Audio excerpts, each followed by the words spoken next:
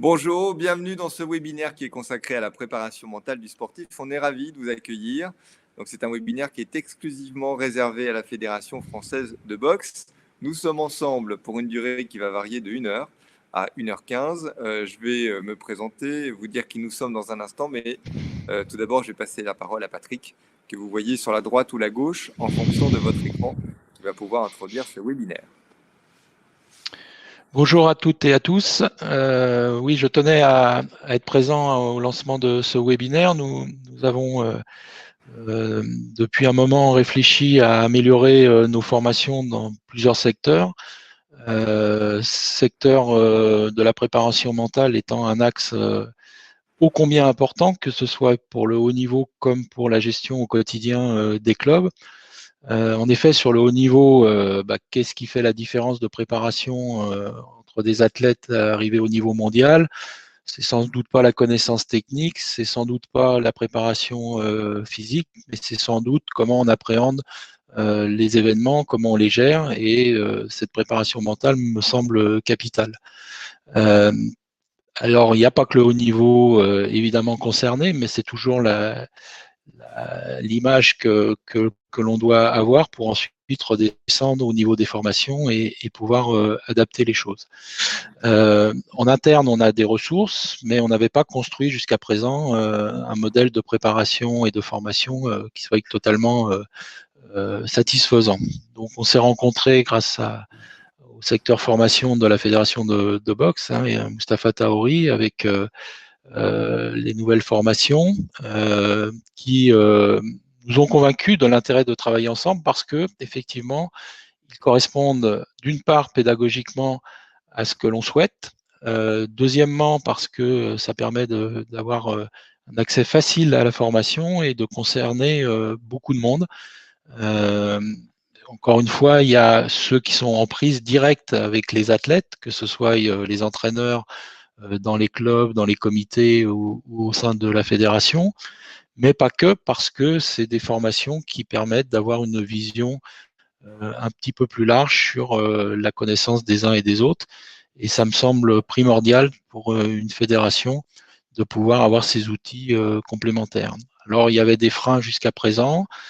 Je pense que ce webinaire va permettre de les lever. Les explications qui vont vous être apportées tout au long de cette heure vont sans doute mieux vous faire comprendre comment ça va se dérouler. Et ce que j'ai retenu aussi, c'est que, outre la facilité de suivre la formation, c'est aussi que ça permet d'avoir une reconnaissance que l'on peut valoriser à l'issue de cette formation. Donc pour nous, c'est tout bénéfice. Alors on va faire une première expérimentation. J'espère que vous serez nombreux à suivre cette formation et on fera un bilan l'année prochaine pour évidemment, je l'espère, une reconduction sur plus long terme. Voilà, je vous souhaite de bons travaux. Je suis pas sûr de pouvoir rester parce qu'on a un comité directeur juste derrière, donc vous me pardonnerez si je ne reste pas avec vous tout au long de cette session. Très bien, merci beaucoup Patrick. Bien sûr, et puis le replay sera disponible, donc vous pourrez le suivre la fin sans aucune difficulté. Bien, donc vous me voyez à l'écran. Pour ma part, je m'appelle Pierre Pupier. Je suis président d'une société qui s'appelle LNF, les nouvelles formations. Je vais vous en parler dans un instant. Et on va déjà commencer par regarder les thèmes que nous allons aborder dans ce webinaire. Alors, les 4 points qu'on va regarder ensemble sont les suivants. Alors, Patrick, n'hésite pas à couper le son, comme ça vous pouvez bouger, boire et respirer sans qu'on vous entende. C'est plus facile pour les auditeurs qui nous écoutent. Merci beaucoup. Donc, les 4 points qu'on va regarder ensemble sont comprendre la préparation mentale. Vous êtes nombreux à vous intéresser à ce sujet, mais vous n'avez peut-être pas encore beaucoup de connaissances dessus. Donc, on va utiliser ce webinaire pour vous dire concrètement c'est quoi. Et vous allez sortir du webinaire, vous allez avoir bien mieux compris c'est quoi la préparation mentale. On va regarder comment ça améliore réellement la performance d'un sportif. Vous êtes bien sûr très concernés pour ceux qui accompagnent des sportifs de compétition ou de haut niveau par la problématique de la performance. Patrick l'a rappelé juste avant. Bien sûr que c'est le mental qui, à partir d'un certain niveau, permet de faire véritablement la différence. Et donc, on va vous expliquer un peu plus comment la préparation mentale permet concrètement d'améliorer la performance. Pour autant, la préparation mentale ne concerne pas que la performance et ça concerne en réalité toute la pratique du sport. Et on le sait parce qu'on a déjà formé plus de 3000 entraîneurs, je vais vous dire ça dans un instant, en France à la préparation mentale, dont beaucoup d'entraîneurs, d'éducateurs qui sont même bénévoles dans les clubs et qui s'en servent avec des publics jeunes et les résultats sont remarquables. Donc vous allez aussi voir dans ces webinaires que la préparation mentale, ça permet de développer le chiffre d'affaires du club. Et donc ça n'est pas uniquement un outil qui concerne la performance. En fait, c'est une partie essentielle de votre pratique sportive et elle intervient et elle est importante à tous les niveaux. On va voir ça dans le troisième point, comment utiliser la préparation mentale dans les clubs avec les adultes et puis aussi avec les jeunes. Et puis enfin, comment se former facilement à la préparation mentale? Patrick Vinke vous l'a dit, on a donc maintenant signé un partenariat ensemble avec la fédération et vous avez un accès qui est très facilité pour vous former facilement. On va répondre à toutes les questions que vous pouvez vous poser sur cette formation, comment elle marche, pourquoi, qu'est-ce qu'elle va vous apporter. Et notamment, on va aussi vous expliquer, comme l'a rappelé Patrick, qu'elle vous permet d'obtenir un certificat en préparation mentale qui est reconnu par l'État et qui est valable dans tous les sports. Et ça, c'est quelque chose que, si vous le pouvez, en tout cas, le plus vite possible, ne le ratez pas. Allez chercher ce certificat qui est bien utile ensuite dans la pratique sportive. On pourra aussi en parler durant ce webinaire. Alors, c'est un webinaire qui est interactif. Vous m'entendez, vous me voyez un petit peu en bas de l'écran et je vous passe des slides. Ce qui est intéressant, c'est que vous puissiez réagir et puis poser vos questions. Donc, vous avez un petit chat. Moi, je vois les questions sur la droite en même temps que j'avance et que je déroule les slides. Donc, quand, en fonction du thème abordé, vous avez une question, allez-y, posez-les. Je ferai régulièrement des pauses pour bien sûr y répondre avec grand plaisir. Et n'hésitez pas, parce qu'en général, la question que vous avez dans la tête, plein d'autres personnes l'ont aussi au même moment. Ça fait partie de... C'est tout l'intérêt d'être ensemble. C'est un webinaire qui vous est exclusivement réservé. Allez, on attaque. Bon, pour que vous sachiez qui vous parle, deux mots sur LNF, les nouvelles formations. Donc, nous sommes le premier organisme en France pour la formation et la certification à la préparation mentale du sportif. On a déjà formé plus de 3000 entraîneurs et sportifs en moins de 3 ans et certifiés aussi parce qu'on délivre un certificat qui est reconnu par l'État. C'est une formation qui est 100% à distance, donc qui est facile à suivre pour vous, qui est prise en charge, qui marche très très bien, qui a été construite avec une des meilleures préparatrices mentales de France. Et elle est aujourd'hui utilisée et recommandée dans tous les sports. Alors vous le voyez, on a des partenariats avec la fédé de boxe, de tennis, de squash, kickboxing qui se sont mis à se former beaucoup aussi, l'aïkido, le ski nautique, dans le badminton, dans le tennis de table, dans le judo, dans le taekwondo, dans le triathlon, bref, tous les sports maintenant commencent à se mettre à la préparation mentale. Pourquoi? Parce qu'ils attendaient en fait d'avoir une formation facile à suivre, très professionnelle, passionnante, et puis surtout ensuite qu'on peut utiliser à tous les niveaux, qu'on soit dans le très haut niveau ou qu'on accompagne des jeunes scolaires, et ça marche très très bien aussi avec les jeunes scolaires. Voilà, donc maintenant que cette formation existe et qu'elle est poussée par l'État qui prend en charge cette formation et qui délivre un certificat, c'est pour ça que tous les sports s'y mettent très fortement, mais on y reviendra. Alors, j'ai tout de suite une question de Sofiane, je vais y répondre parce qu'elle est intéressante, mais on reviendra sur la formation dans la dernière partie de ce webinaire. Donc, est-ce que le certificat délivré après la formation rentre dans la carte professionnelle d'un indicateur sportif? Alors, non, parce que ce n'est pas délivré par le ministère de la Jeunesse et des Sports, donc ça ne rentre pas dans ce cadre-là, ça rentre dans le cadre de l'inscription au registre spécifique de la CNCP. Donc vous avez un certificat en préparation mentale qui est bien reconnu par l'État, mais qui ne figure pas sur votre carte sport qui, elle, est gérée par, d'éducateur, sportif, qui elle est gérée par un autre ministère. Je vous raconterai toutes ces différences en fin de formation, vous verrez, ce sera très clair. On commence par le premier point. Souvent, beaucoup d'entre vous n'ont pas une idée claire de la préparation mentale, c'est quoi? Alors, il y a plein de manières de définir la préparation mentale. Je vous en propose une que je trouve très claire. Il y a 3 piliers que vous connaissez forcément, qui sont traditionnels dans le sport, physique, technique, tactique. Le 4e pilier, c'est le mental. En fait, ce pilier, c'est un pilier que vous fréquentez et que vous gérez en permanence. Dès que vous êtes entraîneur, vous êtes sans arrêt en train de gérer le mental de votre sportif, que ce soit un enfant, un adulte, que vous soyez en compétition, en haut niveau ou en loisir. Vous êtes sans arrêt en train d'accompagner le sportif. Est-ce qu'il est motivé? Est-ce qu'il se sent bien? Est-ce qu'il est content? Pourquoi il boude, etc.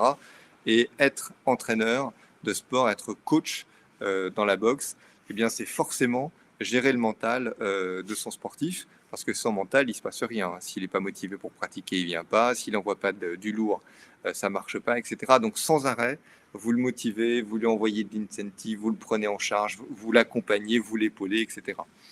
Donc le sport, le mental, pardon, c'est vraiment un pilier essentiel de toute pratique sportive, bien sûr de la vôtre, et dans votre quotidien, vous y êtes confronté en permanence. Simplement, jusqu'à présent, vous y êtes confronté avec votre expérience personnelle et vous résolvez les sujets en fonction de ce que vous savez de la vie et de la façon dont vous comprenez le fonctionnement de l'individu. Toute cette partie s'est aujourd'hui très fortement professionnalisée. Et donc, c'est beaucoup plus facile de gérer, on sait comment gérer des tas de sujets avec des outils efficaces qui marchent très très bien. Et c'est ça, en fait, qu'on apprend quand on se forme en préparation mentale. On apprend des outils qui permettent de gérer ce qu'on gère déjà, mais soudain, on le gère 1000 fois mieux et on obtient des résultats qui sont beaucoup plus importants. Alors, à quoi sert la préparation mentale? Ça sert à renforcer, à améliorer le mental du sportif pour lui permettre d'obtenir la meilleure performance possible et puis il faut dire aussi le meilleur bien-être possible dans sa pratique. Vous le savez, c'est une discipline au départ qui est issue du haut niveau. Pourquoi? Parce que le mental aligne toutes les autres composantes.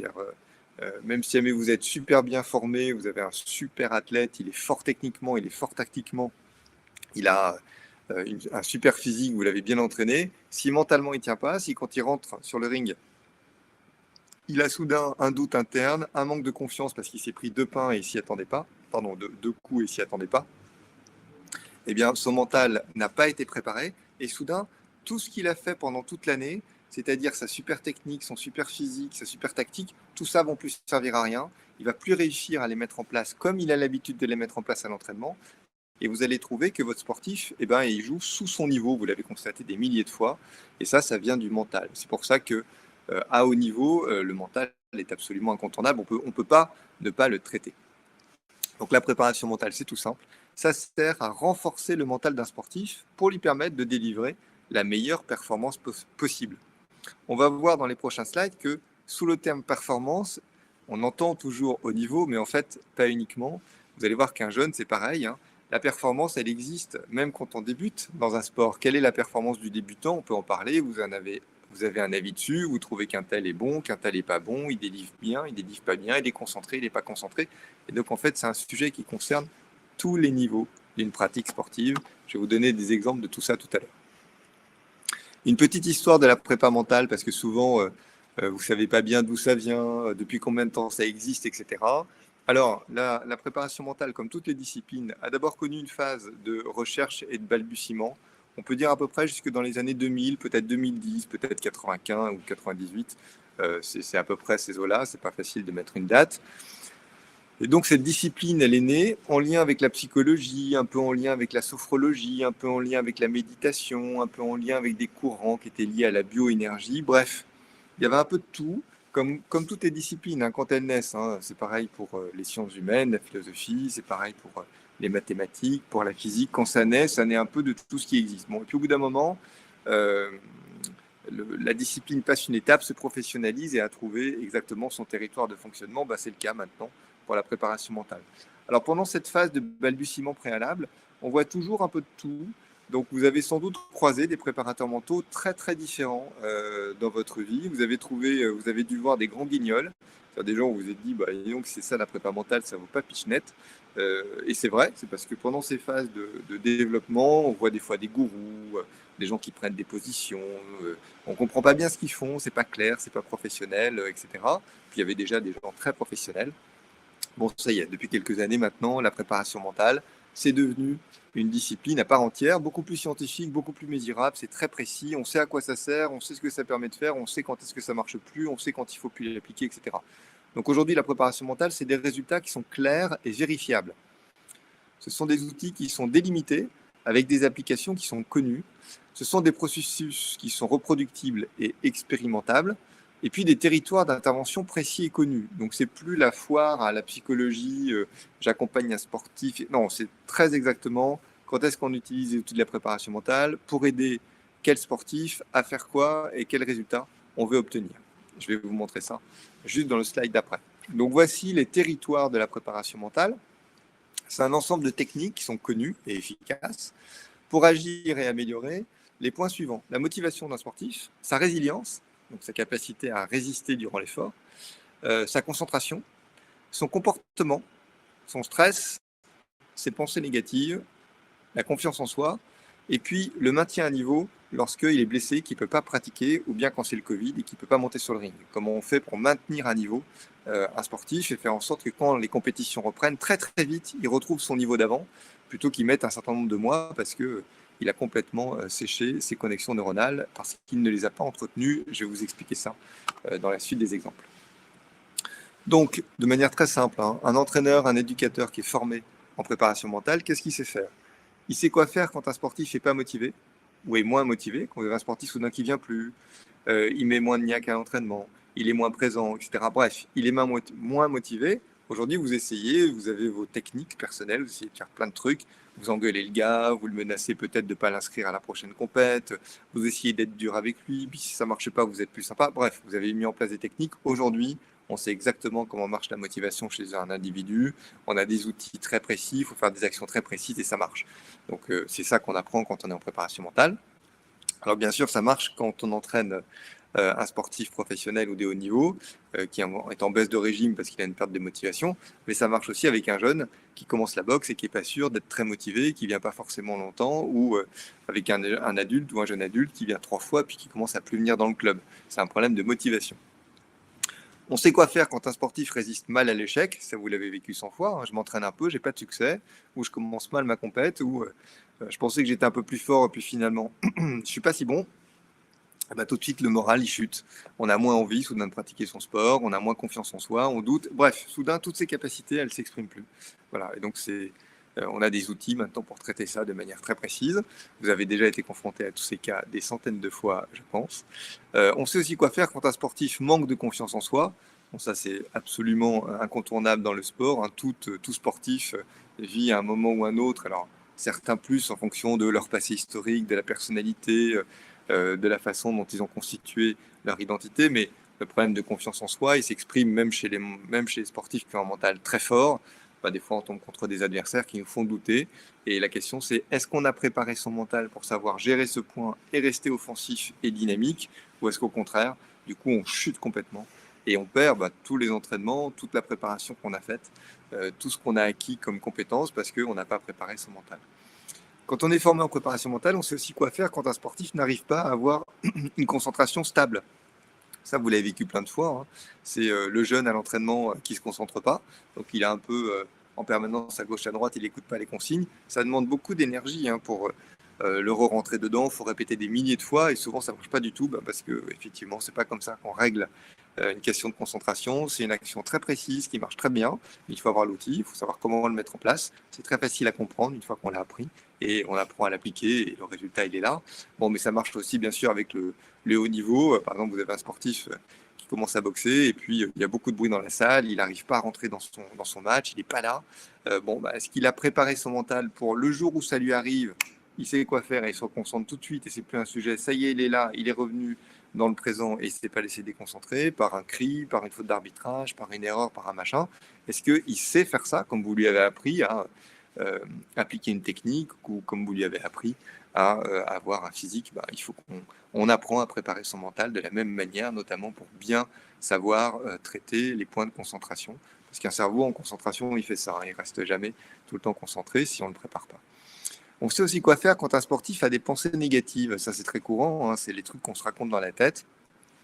Je pense qu'on ne peut pas monter sur un ring sans avoir des trucs dans la tête. Je vais perdre, l'icône dure, ça va mal se passer, il faut que je réagisse. Enfin, toutes ces choses-là, en fait, viennent perturber l'action qui doit être faite et empêchent le cerveau d'être concentré sur ce qui doit être fait maintenant pour pour répondre de la bonne manière. Donc, on prépare son mental à ça parce qu'on ne peut pas s'empêcher d'avoir des pensées négatives si on ne se prépare pas. Mais une fois qu'on est préparé, paf, on sait comment couper ça et passer en mode offensif et du coup délivrer la meilleure performance qui était attendue. Et puis on sait aussi quoi faire quand un sportif vit un stress limitant. Bon, je vis du stress, je viens de voir quel est mon prochain adversaire, il est sacrément baraqué, costaud et beaucoup plus fort que moi. En général, ça met du stress ou alors je me suis incroyablement préparé pour arriver sur le ring. C'est un match important pour moi. Bien, je vis du stress parce que J'apprends, je viens de me mettre à la boxe, c'est tout nouveau et ça me stresse de me retrouver face à un adversaire. Là aussi, soit on prépare son mental, soit on ne le prépare pas. L'avantage, c'est quand on le prépare, c'est que ça permet de traiter efficacement tous ces sujets qui sont très naturels, hein, qui arrivent chez tout le monde, qu'on soit très fort mentalement, qu'on ait une très forte personnalité, qu'on soit peureux, qu'on soit pas peureux, peu importe. On a tous le même mental et le même cerveau. Donc, vous le voyez, la préparation mentale, ce sont des sujets qui sont clairs, des actions correctrices qu'on connaît pour obtenir des résultats visibles. Donc, c'est très précis, hein, c'est vraiment comme un livre de recettes. On voit le sujet, tiens, tu as un problème de motivation, allez hop, on va le traiter, tu as un problème de concentration, on va le traiter. Et on sait exactement quoi faire, on utilise toujours les mêmes outils. Alors souvent, une question qu'on se pose quand on ne connaît pas encore bien la prépa mentale, c'est mais est-ce que ça concerne vraiment tous les sportifs? Alors c'est une vraie question et c'est bien légitime, hein, que vous la posiez, puisque la préparation mentale, au départ, elle vient du haut niveau. Euh, c'est légitime qu'elle vienne du haut niveau parce qu'à très haute intensité, il faut que tous ces éléments soient optimisés. Concentration, stress, motivation, pensée négative, confiance en soi, résilience à l'échec, etc. Il n'est pas question quand vous avez, enfin on sait, hein, combien le haut niveau à la fois est exigeant, mais tous les sacrifices que ça demande en termes d'efforts, d'entraînement, de gestion de sa nourriture, de son sommeil, etc. Donc quand on a fait tous ces sacrifices et qu'on s'est entraîné pendant des heures et des heures et des heures, il n'est pas question le jour J qu'on arrive et que parce qu'il y a beaucoup de bruit dans la salle, on n'arrive pas à gérer sa concentration, pouf, le mental part, et du coup on va jouer X niveau en dessous de son potentiel. C'est vraiment dommage, c'est beaucoup, beaucoup d'efforts qui soudain sont perdus. Donc c'est pour ça que très tôt, enfin dès que ça a été possible, le haut niveau a intégré la préparation mentale pour permettre à un sportif, bien sûr, de préparer son mental et donc d'être très fort mentalement, quoi qu'il se passe, de manière à tirer tous les fruits de sa technique, de son physique et puis de sa tactique. Mais en fait, la préparation mentale concerne tous les sportifs. Quand on demande est-ce que la préparation mentale, ça concerne tous les sportifs, c'est un peu comme si vous demandiez est-ce que la préparation physique concerne tous les sportifs. En fait, oui. Dès qu'on pratique un sport, il faut qu'on ait une préparation physique, alors adaptée à son niveau, bien sûr, hein. Mais un jeune, il faut qu'il ait une préparation physique, sinon il ne va pas bien pratiquer la boxe. Eh ben, c'est pareil, un jeune, il faut qu'il ait une préparation mentale, sinon il va pas bien. Il va pas être bien mentalement quand il va monter sur le ring, même s'il ne fait pas de la compétition, même si son objectif n'est pas de devenir un champion. On se prépare mentalement, exactement comme on se prépare physiquement, exactement comme on se prépare techniquement. C'est à ça que sert la préparation mentale. Donc ça concerne bien tous les sportifs. Je vais vous donner des exemples tout simples, hein, que vous avez déjà vécu dans votre entourage 1000 fois. Tout le monde a connu un sportif qui s'inscrit dans une salle de sport. Vous voyez la personne qui se dit je vais faire un peu de sport pour rester en forme, pour perdre du poids, il y va, il s'inscrit dans une salle de sport, il paye un abonnement, un trimestre ou un an, et puis il vient 3 fois et il ne revient plus jamais. Le problème qu'il vit, c'est un problème de motivation, c'est-à-dire qu'il n'arrive pas à être motivé à faire l'effort qui lui est demandé pour réussir à obtenir le bénéfice qui est de perdre du poids ou de rester en forme ou d'avoir un peu plus de muscles. Bon, ce problème de motivation, c'est exactement le même que le sportif qui, lui, à un moment donné, en a marre de venir à la salle s'entraîner. Il a une compétition dans longtemps, et puis c'est toujours la même chose, et puis voilà, il ne sait pas pourquoi. L'année dernière, il a été motivé, cette année, tout est dur, quand il se lève, il n'a plus envie. C'est exactement le même mécanisme qui se passe dans la tête du sportif de haut niveau, qui en a un peu marre de venir s'entraîner, que ce qui se passe dans la tête du sportif de loisir qui s'est inscrit à la salle de sport et qui a payé un abonnement et qui vient que 2 fois et qui vient plus. C'est un problème de motivation et c'est le même fonctionnement dans les cerveaux. Un autre exemple, le sportif qui joue en club, qui pratique en club à un niveau départemental, donc qui n'est pas sur du très haut niveau, mais pour lui, c'est un sport qui le concerne, qui est intéressant, ben, il va stresser, il va avoir des doutes personnels sur sa capacité, donc des problèmes de confiance en soi, il va avoir des pensées négatives quand il est en face de son opposant qui est en train de prendre l'ascendant sur lui, son cerveau va se déclencher exactement la même chose que dans le cerveau du haut niveau. Il va déclencher, je suis en train de perdre, il faut que je réagisse, ça va pas, il me domine, parce que le cerveau se met automatiquement en action et les pensées négatives, on les a toutes, hein. Qui que l'on soit, et quel que soit son âge et quel que soit son niveau.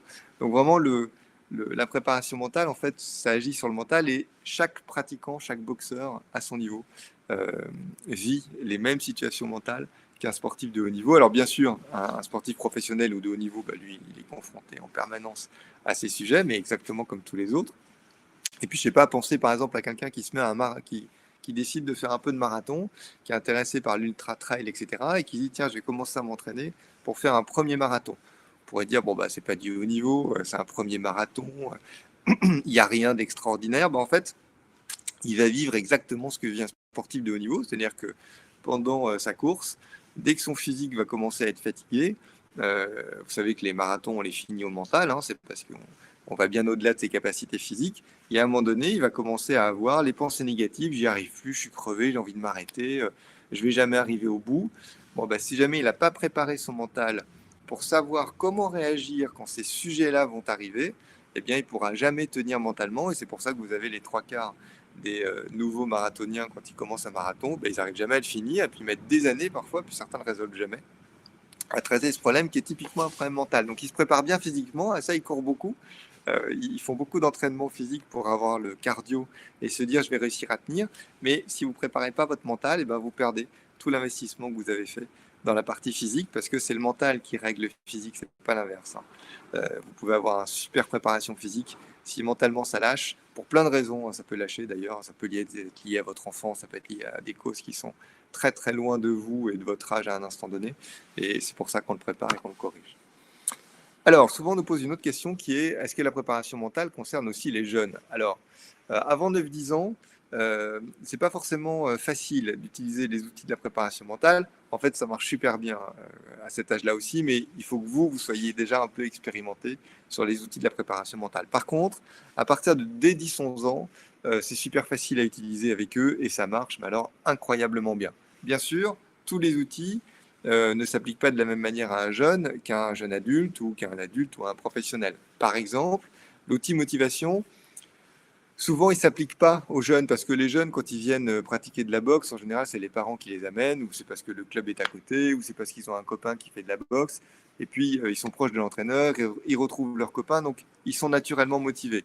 Souvent, les cerveaux jeunes, dans la pratique sportive, vivent moins le problème de motivation que vivent les adolescents qui, des moments, n'ont plus envie de venir s'entraîner, ou les sportifs qui commencent à trouver que tout ça est un peu répétitif, s'ennuient, ou les adultes qui sont vachement occupés par le business et qui, au bout d'un moment, n'arrivent plus à s'organiser pour se rendre disponibles pour venir au club.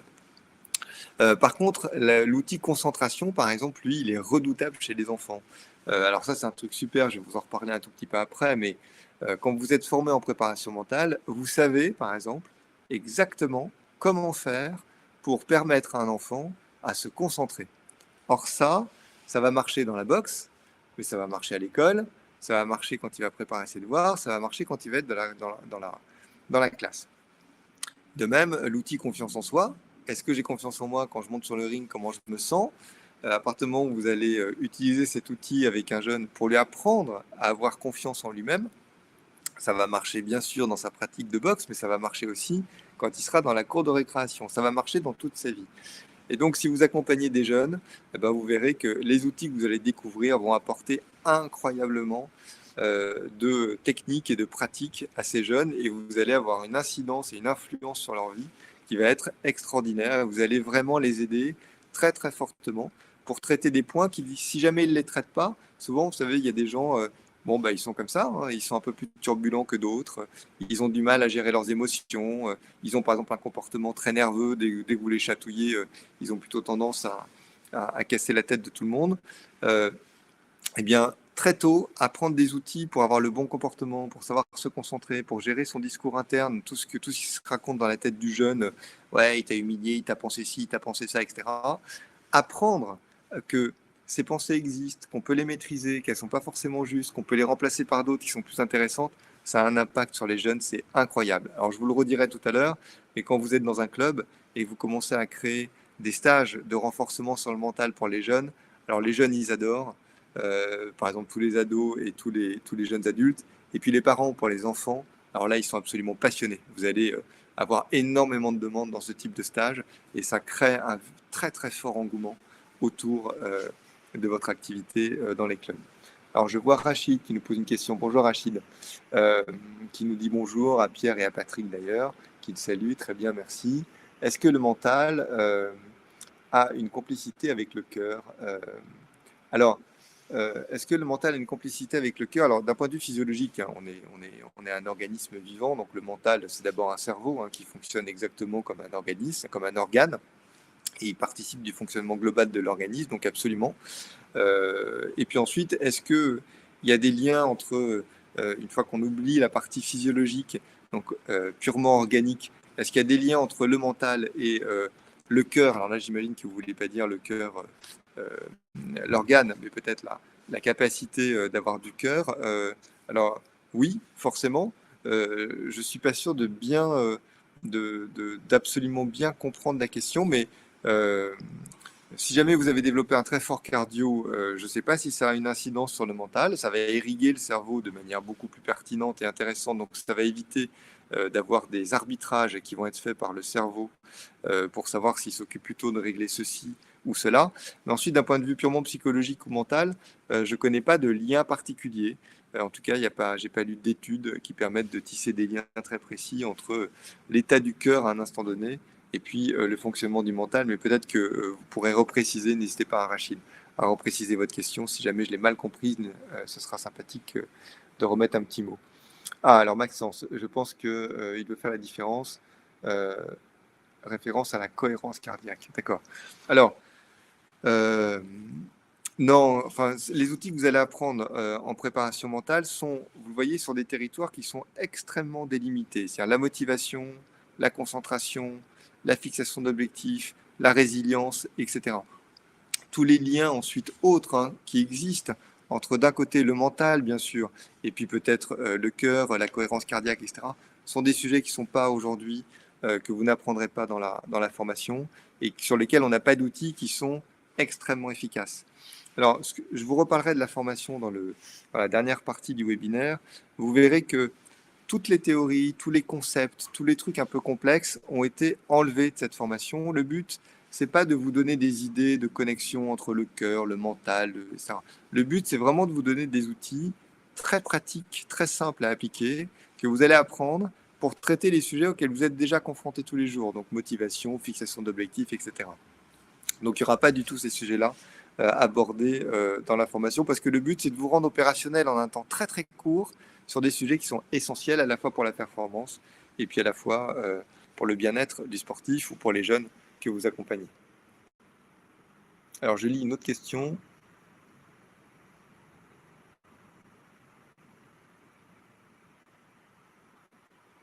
D'accord, j'ai compris. OK. Donc Pierre, merci Pierre pour la précision qui nous dit, je pense que la question signifie que les mécanismes émotionnels sont parfois sensoriels et entraînent une manifestation physiologique sans traitement cortical. Alors merci pour cette précision parce que c'est exactement de ça dont il s'agit. Tous ces sujets-là, on n'en parlera pas dans la formation et c'est volontaire parce qu'en fait, vous n'y comprenez rien. C'est-à-dire que une fois que vous savez ça, c'est-à-dire que il y a des liens techniques entre le cœur, l'émotion qui propose. Vous en faites quoi derrière? Bah rien. C'est-à-dire que vous pouvez avoir une explication technique, vous pouvez vous mettez un peu de discours sur le sujet, mais concrètement, qu'est-ce qu'on fait pour régler le problème? Comment on règle le problème d'un sportif qui stresse? Une fois que vous savez ça, c'est-à-dire que vous savez qu'il peut y avoir des liens entre tel organe, que ça génère tel, etc. Très bien, c'est une explication un peu physiologique. Et attention, parce que beaucoup de choses ne sont pas démontrées dans ces affirmations-là, mais très bien, vous avez un peu une explication physiologique du sujet, mais ça ne règle pas le problème de l'entraîneur. Le problème de l'entraîneur, il est face à un sportif qui, à un moment donné, stresse, et lui, ce qu'il veut, c'est, mais comment j'aide mon sportif à maîtriser, c'est-à-dire à s'être entraîné euh, en préparation mentale, donc il s'est préparé mentalement pour, quand il stresse, il sait le couper. Alors bien sûr qu'il y a une manifestation de stress et on peut l'expliquer physiologiquement.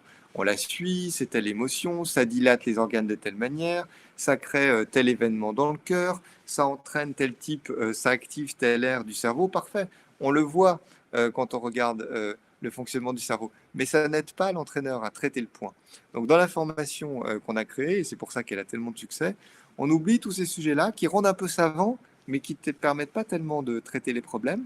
Par contre, on vous donne vraiment les techniques qui fonctionnent pour traiter les sujets que vous allez constater. Et c'est ça toute la différence. J'espère que ça répond bien à la question. En tout cas, merci d'avoir abordé le sujet, parce que ça a permis d'apporter des précisions qui me semblaient et qui me semblent être importantes. Si jamais je fais une synthèse par rapport au premier slide qu'on a vu ensemble, Donc, la préparation mentale, c'est quoi? C'est une discipline qui est posée aujourd'hui, qui est clairement délimitée, on sait à quoi elle sert, on sait sur quoi on l'utilise.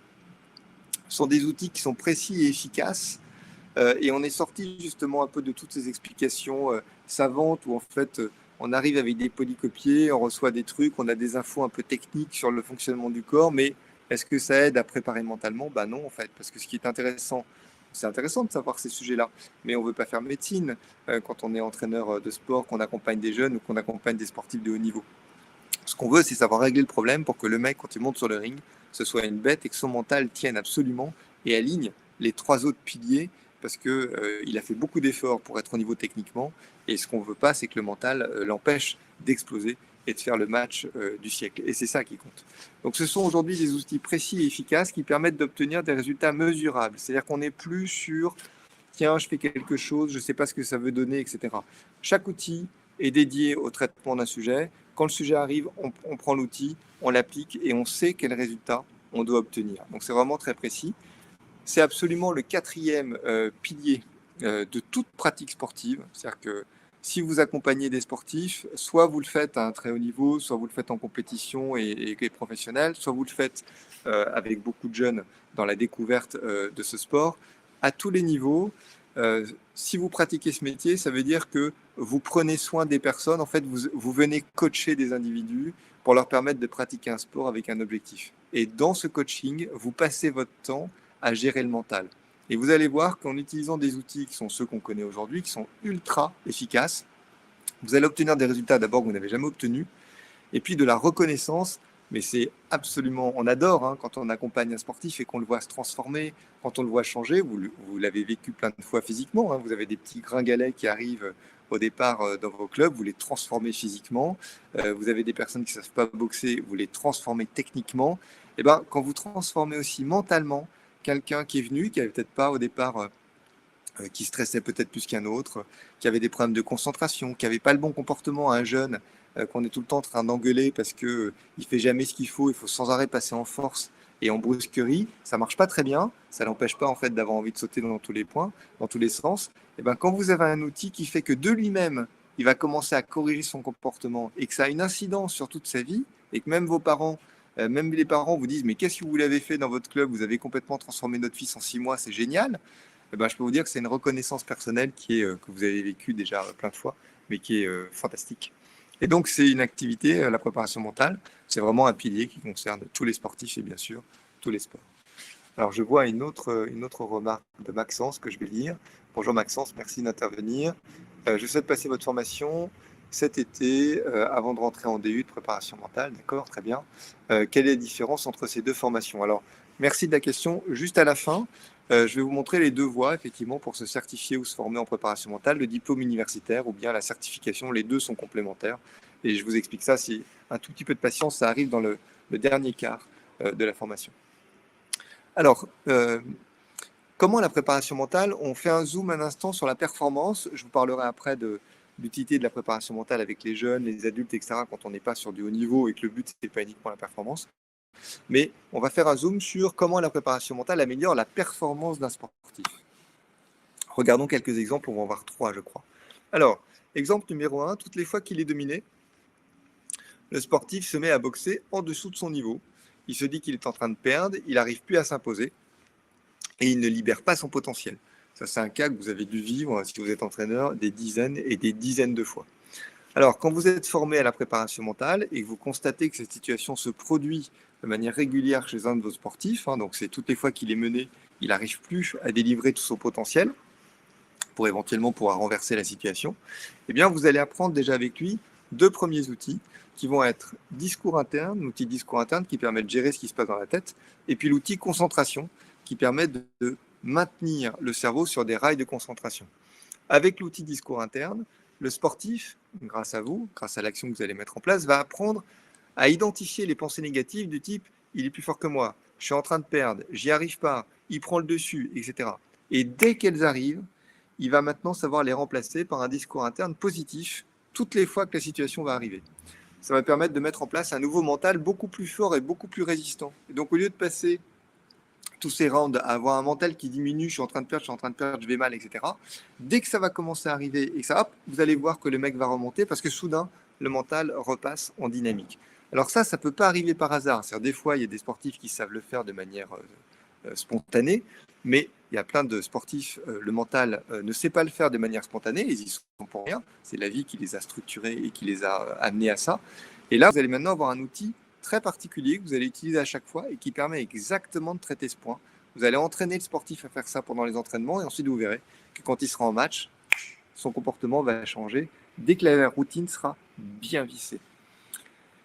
Avec l'outil concentration, ensuite le sportif va apprendre à rester concentré, c'est-à-dire ne pas sortir de sa bulle et s'efforcer d'agir pour enchaîner ses meilleurs coups dès que l'occasion se présente, au lieu de ne pas être dans le combat et de se dire tout au long du combat qu'il est en train de perdre. Dès qu'on commence à avoir des pensées négatives, c'est terrible parce qu'on n'est plus concentré.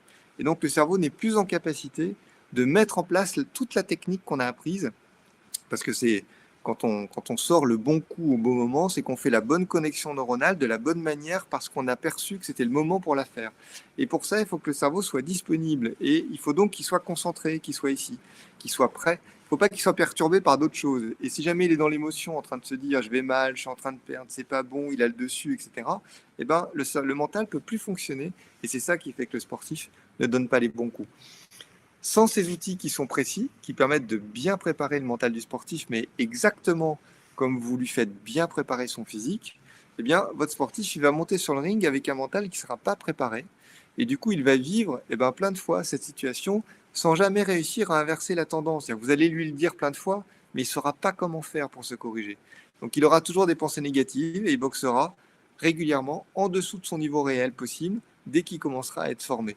Et c'est très très dur, vous l'avez vécu, hein, c'est très dur de changer cette situation quand on n'a pas les outils. Alors par contre, quand on a les outils, ça devient très facile. Bon, bien sûr, une fois que vous avez une fois que vous avez compris et appris les outils en formation, il faut vous entraîner, vous, et il faut commencer à bien les appliquer avec vos sportifs que vous accompagnez, mais quand vous l'avez fait quelques dizaines de fois, ça y est, vous êtes complètement à l'aise et vous verrez, c'est des outils qui sont remarquables. Un exemple numéro 2 qui va vous concerner aussi, j'imagine que vous allez retrouver des choses que vous connaissez bien. Un sportif qui stresse quand il doit affronter un adversaire nettement plus fort. Et ça, c'est un stress négatif qui va le paralyser. Donc là, l'entraîneur formé à la préparation mentale, vous voyez hein, qu'on ne parle pas de dimension physiologique, on est plus sur le cœur, la réaction du cœur, l'émotion qui crée un truc. Parce que quand vous savez tout ça, vous ne savez toujours pas traiter le problème de stress d'un sportif. Là, quand vous avez un sportif qui stresse, dans ces cas-là, c'est-à-dire qu'il va vous le dire après l'entraînement, donc je suis stressé ou je stresse avant, donc vous savez qu'il a un mental qui est propice au stress, eh ben, vous allez utiliser avec lui 2 outils qui sont l'outil fixation d'objectifs et puis l'outil gestion du stress. Alors l'outil gestion du stress, ça va apprendre aux sportifs à savoir quoi faire pour couper le stress quand il arrive et à le remplacer par ce qu'on appelle, et vous saurez ce qu'il y a derrière quand vous serez formé, une routine de performance. En fonction du profil du sportif, il va choisir soit ce qu'on appelle une routine de détente pour faire partir le stress, soit il va choisir une routine d'activation qui a le même effet, qui fait aussi partir le stress. On peut faire partir le stress soit par l'activation, soit par la détente. Ça va très très vite et ça se fait directement sur le ring. Par contre, il faut s'être bien entraîné avec l'outil fixation, avec l'outil gestion du stress pendant les entraînements et ensuite on sait le faire facilement pendant la compétition. Le deuxième outil, c'est l'outil fixation d'objectifs qui va permettre à l'entraîneur de fixer des objectifs de moyens, ce qu'on appelle des objectifs de moyens, on vous explique ça dans la formation, avec le sportif, pour qu'il s'attache à appliquer ses objectifs toutes les fois qu'il va commencer à être contre un adversaire plus fort que lui. Ce qui va faire que le sportif, quand il va rentrer sur le ring, il aura pour objectif de réaliser des coups très précis et ça va permettre de conserver son mental alerte et en activation permanente pour qu'il puisse utiliser sa technique et son physique. Et ça va être cet état mental qui va lui permettre de libérer ses capacités indépendamment du niveau de son adversaire. En fait, il s'en moquera de savoir si jamais il joue contre un plus fort ou un moins fort. Peu importe, il rentre sur le ring avec des choses très précises à faire et son mental n'est plus en train de varier, son mental n'est plus en train de perturber sa technique sous prétexte que le mec en face est plus fort. Et c'est ça qui permet des moments à certains sportifs de faire le match de leur vie, c'est-à-dire qu'ils jouent contre quelqu'un plus fort, mais à un moment donné, il y a 3-4 occasions, ils les ratent pas, et du coup, ça inverse sa tendance et ils feront le match de leur vie. Voilà, donc toutes ces actions correctement mises en place et coordonnées eh bien, vont permettre aux sportifs d'évacuer ce stress limitant toutes les fois qu'il va se manifester. Et sans ces actions, eh bien, le sportif va vivre longtemps avec son stress sans réussir à le gérer, sans réussir à le contrôler. Alors, je parle beaucoup des entraîneurs, mais on a 10% de sportifs qui se forment chez nous. C'est-à-dire quand on a 100 personnes qui se forment, il y a 90 entraîneurs et 10 sportifs. Il y a plein de sportifs qui viennent, et des champions, je vous en parlerai tout à l'heure, qui viennent apprendre pour eux-mêmes déjà comment gérer tous ces sujets. Ils sont ravis d'être accompagnés aussi par leur éducateur, mais déjà, ils ont envie eux-mêmes, ils apprennent les outils et se les auto-appliquent en auto-préparation mentale. Alors, l'exemple numéro 3. Là, c'est une boxeuse professionnelle. Il se trouve qu'en l'occurrence, c'est Victoire Pitot qui nous a raconté cet exemple, donc c'est pour ça que je donne son nom. Donc là, la boxeuse professionnelle a un combat important, mais seulement au bout de 6 mois. Et donc, alors pardon, c'est pas elle qui nous l'a raconté, c'est son préparateur mental qui s'est formé avec les outils de la formation à l'ANF, et donc qui est un entraîneur qui donc accompagne Victoire Pitot. C'est lui qui nous a raconté cet exemple. Donc elle vient à l'entraînement tous les jours, mais par contre, bien évidemment, elle n'a pas la même rage que d'habitude pour s'entraîner parce que eh bien, les chances du prochain combat intéressant pour elle, il est loin. Ce qui fait qu'elle vient s'entraîner, mais un peu moins motivée, et du coup, elle est à 50% de ses capacités, et ce qui fait que les entraînements sont un peu routiniers, et au lieu de progresser énormément, parce que elle n'envoie pas du lourd, au lieu de progresser énormément comme si elle envoyait du lourd, eh bien, elle n'envoie pas tellement du lourd, ce qui fait que les entraînements sont utiles, mais ont beaucoup moins d'effets que l'effet qu'ils pourraient avoir. Donc là, le préparateur mental, enfin l'entraîneur qui s'est formé à la prépa mentale, a utilisé avec Victoire 2 outils qui sont motivation et fixation d'objectifs. Alors l'outil motivation, il a permis à l'entraîneur d'identifier les points d'accroche les plus importants. Alors la motivation personnelle de la boxeuse, plaisir, progrès, appartenance, compétence, engagement. Bon, c'est tous des termes que vous serez très à l'aise avec ces sujets dès que vous vous serez formé. En tout cas, comprenez l'idée, c'est il a identifié ce qui motivait réellement la sportive, et ensuite il a préparé des entraînements qui étaient parfaitement alignés sur ce qui était motivant pour elle. Ce qui fait que soudain, elle est venue à l'entraînement et au lieu de donner simplement 50% de sa capacité, elle s'est mise à s'entraîner. Elle s'en moquait qu'il y a un combat très loin. Du coup, elle n'était plus dans un entraînement routine. À chaque entraînement, elle s'est mise à donner beaucoup plus que ce qu'elle donnait avant. Alors ça, c'est des choses que vous ne pouvez pas décider de faire par la volonté. Ce n'est pas parce que votre entraîneur vous dit « Ouais, t'es un peu molle, vas-y, envoie du lourd, t'es pas dedans, t'es à 50%, je te veux à 100%. » Ok, mais si jamais il suffisait qu'on nous le dise, et qu'on claque des doigts et qu'on mette un peu plus de volonté pour soudain être motivé, ça se saurait. Donc en fait, il y a des outils en préparation mentale très précis, en l'occurrence c'est l'outil motivation, qui permet d'ouvrir la tête de la personne, d'appuyer sur les 3 boutons qui vont bien, et soudain, le mental, il redémarre. C'est ça que vous allez apprendre si jamais vous vous formez en préparation mentale. Deuxième outil que l'entraîneur a utilisé, c'est l'outil fixation d'objectifs, qui lui a permis de mettre en place des objectifs pendant toute la durée de l'entraînement. Alors, y compris des objectifs à très court terme, c'est-à-dire tous les 15 jours, pour lui permettre de passer des paliers. Donc, il fallait bien rythmer, en fait, avec des objectifs très courts, parce que c'était des éléments de motivation pour elle. Et ça a eu le même effet que l'outil précédent. Ça a permis d'augmenter sa motivation naturelle lors des entraînements. Et donc, du coup, elle s'est mise à progresser beaucoup plus. Et tous ces temps d'entraînement, au lieu d'être à 50%, elle était à 100 ou 150%, alors qu'on était loin du prochain match qui l'intéressait. Voilà, donc avec ces 2 outils, l'entraîneur a traité facilement une situation qui est très classique, la motivation du sportif quand l'échéance est longue, quand il a un truc intéressant mais qui a très long terme. Au lieu de s'épuiser en permanence, l'entraîneur, à lui dire toutes les 2 minutes, allez, vas-y, tu dors, t'es pas dans le truc, tu donnes pas assez, etc. en permanence, bon, ça marche un peu, mais enfin, ça a quand même un effet qui est très, très limité. Eh bien, il s'est appuyé sur la motivation interne de la sportive, c'est-à-dire ce qui est important pour elle, et il lui a permis d'être naturellement motivée. Donc c'est elle qui avait le moteur, il n'y avait plus besoin de lui dire sans arrêt, tu dors, envoie, pouf, soudain. Vous savez, cet état où on est naturellement très motivé, et ben c'est ça qu'il a appris à créer avec l'outil motivation, et c'est ce qui permet à Victoire, pendant cette situation, de donner le maximum à chaque entraînement, et donc bien sûr de retirer beaucoup plus de résultats à chacun de ces entraînements, parce que si vous êtes à 150% pendant la séance, c'est pas pareil que si vous êtes à 50%. Bon, j'espère que ces 3 exemples vous ont permis de toucher un peu du doigt et de mieux comprendre comment la préparation mentale arrive réellement, concrètement. Et vous voyez, ce sont des sujets simples que vous connaissez. Comment ces outils permettent d'améliorer la performance d'un sportif. Alors, comme tous les autres sports, la boxe, vous le voyez de ces exemples, met en permanence en jeu le mental du sportif. Quand vous avez un sportif qui perd ses moyens, c'est la faute du mental. Quand il a moins envie de s'entraîner, quelles que soient les raisons, c'est la faute du mental. Quand il met moins de gagne ou quand il met moins de niaque c'est toujours et encore la faute du mental. Quand il baisse les bras devant l'effort, donc il n'a plus envie de faire effort et qu'il vient plus s'entraîner, c'est encore et toujours la faute du mental. Et du coup, j'espère que ça vous apparaît là très très très clairement. Laisser la préparation mentale de côté, ben, c'est comme laisser la préparation physique de côté. C'est-à-dire la question, la gestion du mental, c'est un ingrédient qui est essentiel de la boxe, comme de toute pratique sportive, qu'on soit en loisir ou en compétition. On ne peut pas laisser, de la même manière que vous n'envisageriez pas de laisser un boxeur monter sur un ring sans l'avoir préparé physiquement ou techniquement, ben c'est pareil. Aujourd'hui, heureusement, on a des outils pour ça. Avant, on ne savait pas bien le gérer. Donc, on espérait que le sportif allait avoir un mental fort, mais aujourd'hui, on le prépare mentalement exactement comme on le prépare physiquement parce qu'on a les outils pour ça. On aborde un deuxième volet d'utilité de la préparation mentale, cette fois-ci moins orienté performance, au sens haut niveau et très forte compétition, mais plutôt orienté à la fois club et puis à la fois public jeune ou adulte. Alors, quelle est l'utilité donc de la préparation mentale dans les clubs, avec les adultes et puis avec les jeunes? Si jamais l'entraîneur accompagne des sportifs de haut niveau, professionnels ou de compétition, bon là c'est très clair, vous allez utiliser la prépa mentale pour la performance, donc améliorer la performance. Là vous préparez le mental comme vous préparez le physique, la technique et la tactique du sportif, si jamais vous voulez qu'il soit au niveau attendu. Vous allez mieux traiter les sujets auxquels vos sportifs sont déjà confrontés en permanence et que de toute façon vous-même vous devez sans arrêt gérer avec eux, le stress, la concentration, la confiance en soi, l'anxiété, la motivation, etc. Et l'intervention en tant qu'entraîneur certifié en préparation mentale auprès de tout sportif qui souhaite préparer son mental pour être certain d'être au top de ses capacités le jour J.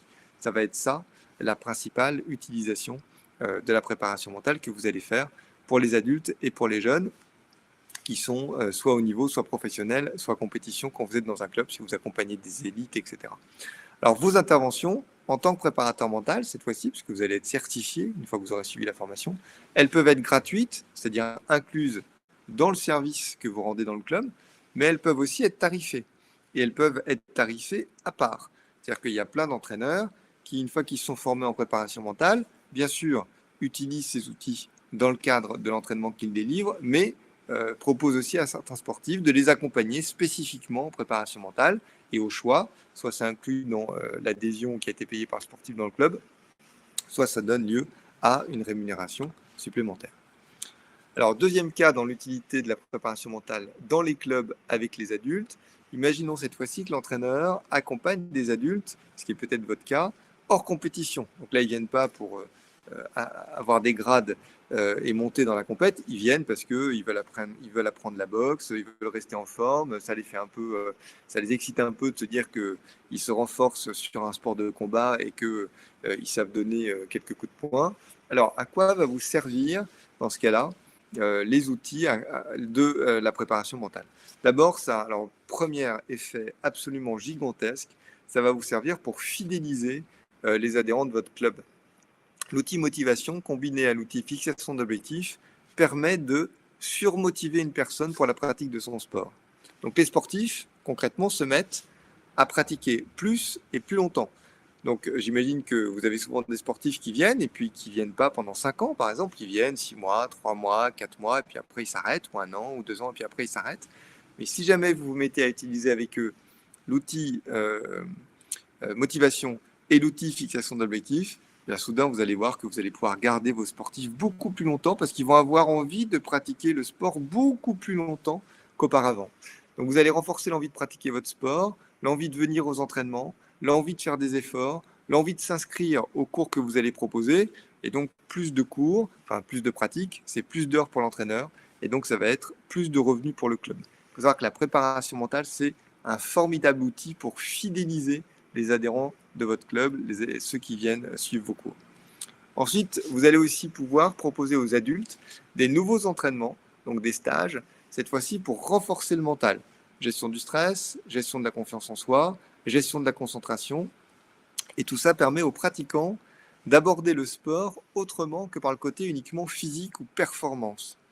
Quelqu'un qui vient parce qu'il a envie de rester en bonne santé et puis de développer un peu sa compatibilité, vous allez pouvoir lui dire que dans la pratique du sport tel que de la boxe tel que vous le mettez en place dans votre club, eh bien, vous proposez santé physique et puis en même temps santé mentale.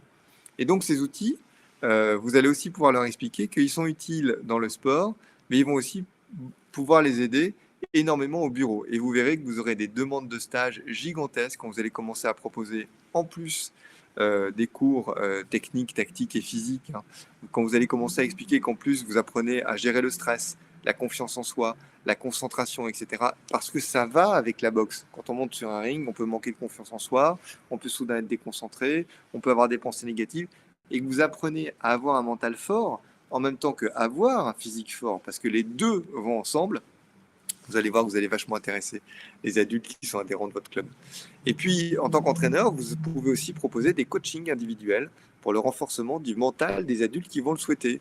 Donc, celles et ceux qui manquent de confiance, qui ressentent de l'anxiété, qui pensent au travail ou à leurs soucis quand ils pratiquent la boxe, etc., eh bien, vous allez pouvoir leur proposer, leur dire, écoute, là, je pense que tu devrais venir avec moi, on va faire 3 heures la prochaine fois, on va prendre 3 séances et puis on va faire un peu de préparation mentale, je vais te renforcer sur un ou deux sujets, tu vas voir, ça va aller vachement mieux après, je vais t'apprendre à enlever ton anxiété, à enlever ton stress, des fois tu n'es pas concentré, on va aussi apprendre à traiter ça, et vous allez permettre à ces adhérents qui viennent pratiquer un sport auprès de vous, à renforcer leur mental, comme aujourd'hui vous renforcez leur physique, vous renforcez leur technique, vous renforcez leurs muscles, etc.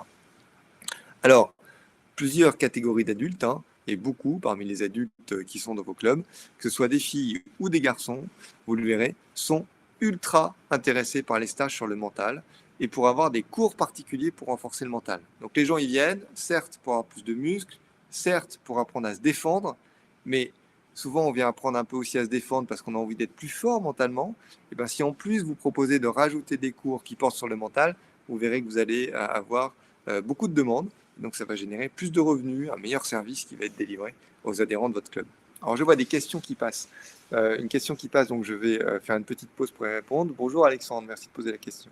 Alors, petite question pratique sur le sujet du stress évoqué il y a quelques minutes. À haut niveau, je ne pense pas que le stress du sportif s'explique par le niveau ou à force de l'adversaire, mais plutôt par la crainte d'un possible échec. Comment traitez-vous cette situation ? Alors, en fait, c'est tout simple. La cause du stress, c'est ça qui est intéressant dans la préparation mentale, c'est que si ça relève de la préparation mentale, on se moque de la cause. La question, c'est est-ce que mon sportif subit un stress? Oui. Parce qu'en fait, quand vous regardez vraiment dans ce qu'on sait du fonctionnement aujourd'hui de l'individu, les causes qu'on énonce oralement, là par exemple, vous dites alors la cause, c'est pas le fait d'être face à un combattant, c'est plutôt la crainte de ne pas y arriver. Bon. Mais sous la crainte de ne pas y arriver, vous avez encore plein d'autres couches que vous pouvez ouvrir.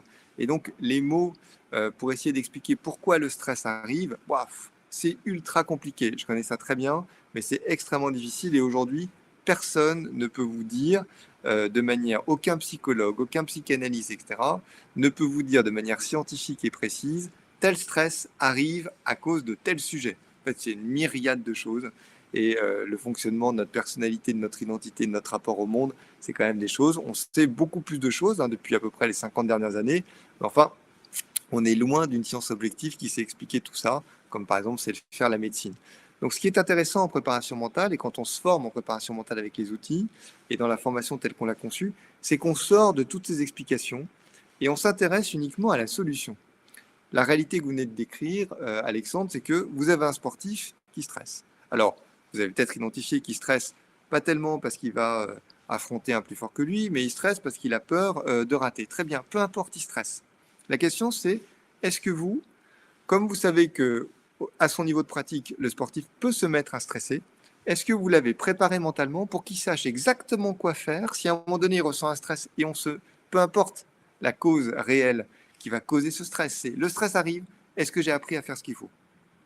Est-ce que j'ai entraîné mon sportif pour que dès que le stress survient, ça y est, il sait quoi faire mentalement pour couper le stress et éviter les effets négatifs de ce stress, sinon il va les subir et ça va nuire à sa performance. C'est là-dessus qu'on se concentre en préparation mentale. On est sur l'efficacité et la solution du sujet.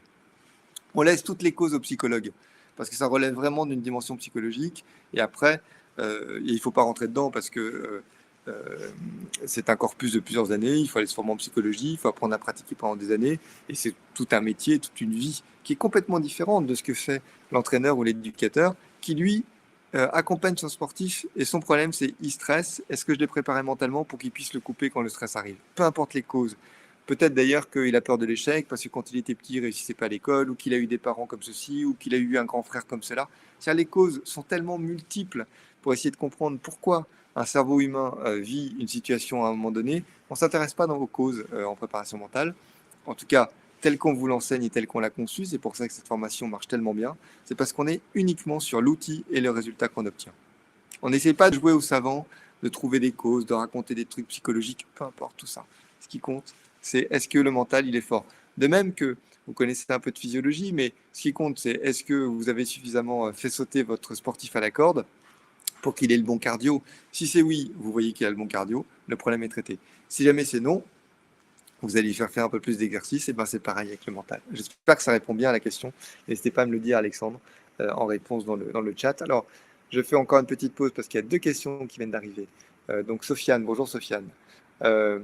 Une personne ayant validé la certification de préparation mentale, sans diplôme d'État, peut-elle encadrer des séances de préparation mentale contre rémunération? Alors absolument, je vous expliquerai tout ça à la fin, mais donc il y a deux voies pour obtenir un titre reconnu par l'État en préparation mentale. Soit vous passez un diplôme universitaire, donc vous allez à la faculté, vous apprenez des connaissances, soit vous passez une certification en préparation mentale qui là aussi doit être reconnue, c'est inscrite au registre spécifique de la CNCP, et là vous n'acquérez pas des connaissances mais des compétences, des savoir-faire, on vous apprend à appliquer des outils, et du coup derrière vous pouvez être préparateur mental et accompagner des personnes avec ces outils, bien sûr contre rémunération. C'est tout l'intérêt, et c'est aussi pour ça que beaucoup d'entraîneurs se forment, c'est que c'est aussi un très bon moyen pour augmenter ses revenus, à la fois vis-à-vis des sportifs qu'on a dans le club, mais c'est une certification qui est valable pour tous les sports. Donc vous pouvez après accompagner tous les sportifs de n'importe quel niveau, dans n'importe quel sport, et bien évidemment, c'est très intéressant.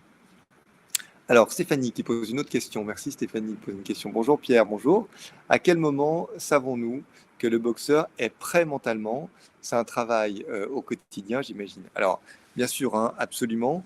Une fois que vous avez les différents outils sur les différents points, vous voyez vite comment est votre sportif. Mais vous le savez déjà. Ce que je veux dire, c'est vous voyez quand votre sportif est motivé ou pas, ou quand il a une baisse de motivation. Ça se voit tout de suite. Vous connaissez bien votre sportif, vous le fréquentez en permanence, que vous soyez en haut niveau ou vous soyez même en loisir. Hein. Quand vous êtes en loisir, quand le sportif commence à moins venir, quand il vous dit qu'il a trop de travail en ce moment, qu'il n'a pas pu pratiquer, qu'il n'a pas pu se libérer, c'est pas qu'il a trop de travail, c'est que sa motivation est trop basse pour qu'il fasse l'effort de structurer sa réalité pour être disponible le jour J. Donc c'est un problème de motivation, vous le voyez tout de suite. De même, quand vous discutez avec un sportif, vous voyez bien, quand vous redébriefez de son combat, est-ce qu'il stresse? À quoi il a pensé? À un moment donné, il n'était pas dans son match. Le boxeur qui vous dit j'étais pas dedans, il a un problème de concentration. Et en fait, ensuite, quand vous utilisez les outils, vous fixez avec eux des routines, par exemple une routine de concentration, et vous apprenez au boxeur à la déclencher toutes les fois qu'il en a besoin. Et une fois qu'il est surentraîné, la routine passe en automatique. Je vais vous donner un exemple. Quand vous voyez un super joueur de football qui va tirer un penalty, c'est la fin des tirs au but. Si jamais le penalty marche, son équipe a gagné. Si jamais le penalty ne passe pas, son équipe a perdu. Vous imaginez la pression gigantesque que vit ce mec à un instant donné, avec tous les fans, la télévision, les millions qui sont tout autour, etc. Et très souvent, vous voyez que le sportif, il bouge pas une oreille. Il tire son penalty, il le tire très bien. Mentalement, il n'a pas bougé. On a presque l'impression qu'il est à l'entraînement. Pourquoi? Parce qu'il a vissé une routine de concentration. C'est-à-dire que quoi qu'il se passe, il est dans son tunnel, il s'en fout, que ce soit la finale, pas la finale, important, pas important. Il a déclenché. Alors bien sûr, son cerveau commence à partir en disant putain, faut pas que je le rate. Hop, il coupe tout de suite, il se remet en concentration et il tire son but. Et donc c'est comme ça que vous voyez si un sportif a déjà vissé ou pas son mental, ou si au contraire, il yoyote. C'est-à-dire, si jamais soudain le sportif, c'est plus celui que vous connaissez, il va mal tirer, il va mal pratiquer, etc. Il est en dessous de ce qu'il aurait dû faire, c'est qu'il n'est pas vissé mentalement, c'est-à-dire qu'il n'est pas fort encore en préparation mentale, il n'a pas bien posé ces différents sujets. Voilà, donc vraiment, vous verrez qu'une fois que vous avez les outils, vous arrivez très vite, juste en observant votre sportif. À la fois, vous voyez les sujets, parce que vous arrivez à bien les découper, puis ensuite, vous savez quel outil utiliser. J'espère que ça répond bien à la question, dites-le moi, si jamais ce n'est pas le cas. Et Alexandre, ok, ça répond à la question, alors c'est super. Eh bien, je continue. Alors, quelle est l'utilité? Et ça, c'est vachement important parce que la boxe, vous accompagnez quand même beaucoup, beaucoup de jeunes. C'est vraiment un sport d'intégration. Donc, quelle est l'utilité de la préparation mentale dans les clubs avec les jeunes? Alors, si jamais vous entraînez, si vous accompagnez des jeunes ou des scolaires, eh bien, vous allez, avec la préparation mentale, pouvoir leur proposer des nouveaux entraînements. Vous allez aussi pouvoir leur proposer des stages et des nouveaux stages pour renforcer le mental, apprendre à gérer son stress, apprendre à gérer la confiance en soi, apprendre à gérer la concentration. Ces outils vont leur être utiles, bien sûr, dans le sport, mais leur but n'est pas de devenir numéro un du monde en boxe. Vous savez qu'ils ne sont pas là pour la compétition, même si jamais vous leur faites faire des combats. Ils sont là pour s'intégrer par le sport, pour apprendre à découvrir leur corps, pour apprendre à développer des muscles, pour apprendre à gérer le rapport à l'autre, éventuellement apprendre à se défendre si jamais ils en ont besoin dans leur vie. Et bien soudain, ces outils que vous allez leur donner qui concernent le mental, ils vont avoir une incidence, bien sûr, dans le sport, mais partout dans toute leur vie, à l'école, dans la cour de récréation, dans la classe, pour faire leurs devoirs, etc. Et là, vous allez compléter, puisque vous ajoutez une panoplie qui est essentielle. Vous avez déjà un énorme impact sur la vie de ces jeunes, hein, parce que vous leur apprenez à se défendre, vous leur apprenez à connaître leur corps, vous leur apprenez à avoir un rapport à l'autre quand l'autre est plus fort ou moins fort que soi, vous leur apprenez à se dominer, à gérer des émotions. Mais là, en les renforçant mentalement, vous allez leur apporter des outils qui sont extrêmement bénéfiques pour toute leur vie. Et vous savez l'importance en termes d'intégration sociale des clubs que vous dirigez ou des jeunes que vous accompagnez dans ces clubs. Et ben, en ajoutant cette corde de préparation mentale, vous allez vraiment faire un pas supplémentaire dans ce sujet qui est absolument essentiel. Vous allez aussi pouvoir proposer des coachings individuels pour renforcer le mental de certains jeunes. Des moments où vous avez des parents qui vous amènent un jeune en vous disant il est très turbulent, il ne se concentre pas, etc. J'aimerais bien qu'il se canalise par la boxe, où il tape tout le monde. J'aimerais bien qu'il apprenne un petit peu à se canaliser. Ou au contraire, il est timide, il ne se défend pas, il manque de confiance en lui. Ou au contraire, je vous l'amène, il n'aime pas trop le sport, alors on a déjà essayé le tennis et le foot, ça marche pas, peut-être que la boxe, ça marchera. L'enfant a un problème de motivation vis-à-vis du sport, c'est un gamer, il aime faire que des jeux, il aime pas trop aller à la salle de sport. En fait, tout ça, c'est du mental. Et donc, vous allez soudain savoir très bien gérer ces différentes situations mentales que rencontrent les jeunes et vous allez avoir des outils pour ça. Puis vous allez pouvoir dire aux parents, je me suis certifié en préparation mentale avec une certification reconnue par l'État, donc je connais bien ces sujets et on va pouvoir utiliser des outils. Vous verrez que les parents sont incroyablement demandeurs de ces stages sur le mental et aussi de ces cours particuliers pour leurs enfants. Donc là, ça vous permet de résoudre deux sujets, à la fois l'intérêt, enfin, la qualité du service qui est rendu dans le club, et puis ça permet de faire plus d'heures, ça permet de vendre plus de prestations, soit via le club, soit en cours individuel, personnel, si jamais c'est comme ça que vous tarifez. Et puis ça permet de rendre le club beaucoup plus attractif. C'est pas juste soudain un club où on apprend à puncher la tête de l'autre. Dès que vous commencez à mettre sur votre vitrine renforcement mental, confiance en soi, gestion du stress, etc., dans le discours, j'allais dire un peu marketing et publicitaire, quand les parents amènent leur enfant, bah, ça a un impact absolument gigantesque. Et en plus, c'est vrai, puisque derrière, vous avez des vrais outils et vous allez vraiment pouvoir accompagner ces gens. Donc, l'utilité de la préparation mentale pour le sportif, c'est ça que je voudrais aborder à présent après les jeunes. Donc, c'est ce qu'on appelle l'auto-préparation mentale. On a, vous le verrez après, hein, tous les sports se forment aujourd'hui avec notre formation en préparation mentale. Et dedans, on a beaucoup de sportifs. On a fait, par exemple, dernièrement un très grand webinaire dédié au foot, parce que le foot se forme énormément à la préparation mentale. Là, tous les éducateurs, les sportifs s'y mettent. On avait des très grands sportifs qui sont venus témoigner. Il y en a un qu'on aime beaucoup qui s'appelle Dante, que vous connaissez, hein, qui est le capitaine de l'équipe de Nice en Ligue 1, qui est venu expliquer. Il dit, moi, j'ai suivi la formation pour moi. Je l'ai suivi en tant que sportif pour apprendre à gérer mon mental. Parce que c'est vachement important que je puisse moi-même gérer mon mental. Je discutais il n'y a pas longtemps avec quelqu'un qui s'appelle Carole Grundisch, qui est la championne de France et vraiment une sublime athlète avec un mental déjà très très fort, de tennis de table en France, qui a regagné il n'y a pas longtemps le championnat contre toute attente avec une remontada fabuleuse. Pareil, elle est venue se former parce que elle voulait apprendre pour elle ces différents outils. Et puis ils sont venus expliquer, quand on fait des webinaires, tous ces champions viennent expliquer et dire mais formez-vous, quoi. C'est-à-dire que c'est vraiment des outils qu'on devrait avoir en permanence et tout le temps.